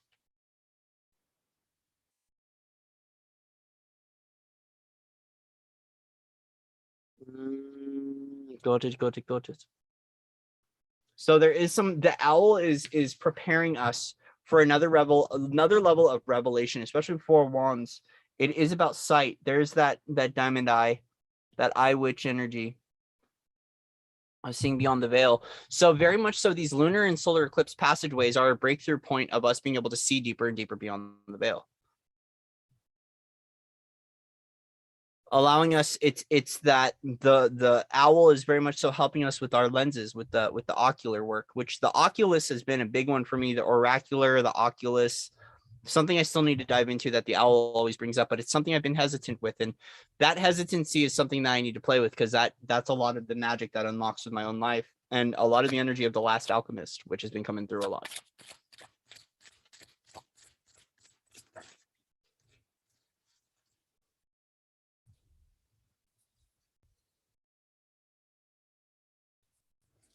And wands, 9 of cups. We are looking at an ending, 99 frequency, 18-9.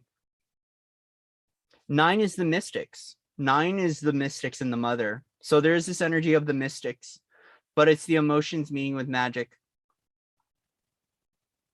Once again, it's almost like there's that polar shift. That's that transition point of lunar solar eclipse.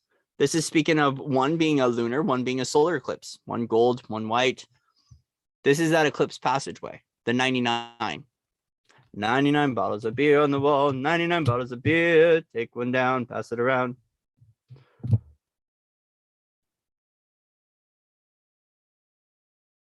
Oh, wow.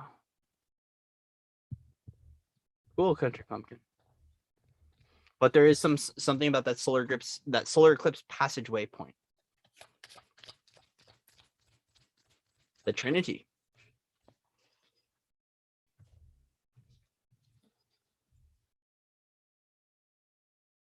There's some sort of rainbow bridge that's unlocking for us.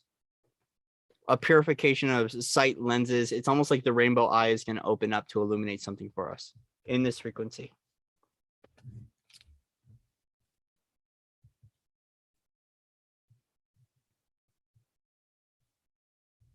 And right there, it just kind of stopped. The energy just kind of dropped off. And I feel like it's just more a lead up, a build up point, and we're just going to leave it there. Okay. We're going to leave it there. So cool. Fun little message. I love doing the owl messages. But, you know, the thing is the oculus and the eye, the oracle work with the owl, it's stuff I dive into and I don't go deep enough in. I need to go deeper into meditation, or I would like to go. I'm going to set the intention for the owl medicine to release more of the eye witch and the ocular frequency, and maybe we can get a little group unpacking on what that is too.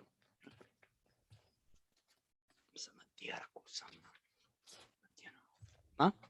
Asiatica. The eclipse tunnel in October, November is the same one I was born during. Oh, it's your third eclipse. Return 9 of Cups is 29th December, then when Jupiter enters Pisces. Beautiful. Ooh, Rio Ranch, the city of vision. I like that, Jenny. Yeah, there's a lot of stuff with the priestess energy and the sight, the knowing, the journey of knowing. Okay. We're getting tired. Getting a little tired. I think it's time for dinner. I think we're going to make some more potatoes. Yep, I think it's time for more potatoes.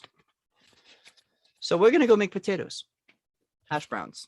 Hash browns in particular. Hash browns and eggs. I think I'm going to make hash browns and eggs. Yes, I'm eating eggs. So thank you guys so much for showing up, for showing out. There's going to be a lot more of these. I like doing these little hangouts and just showing up.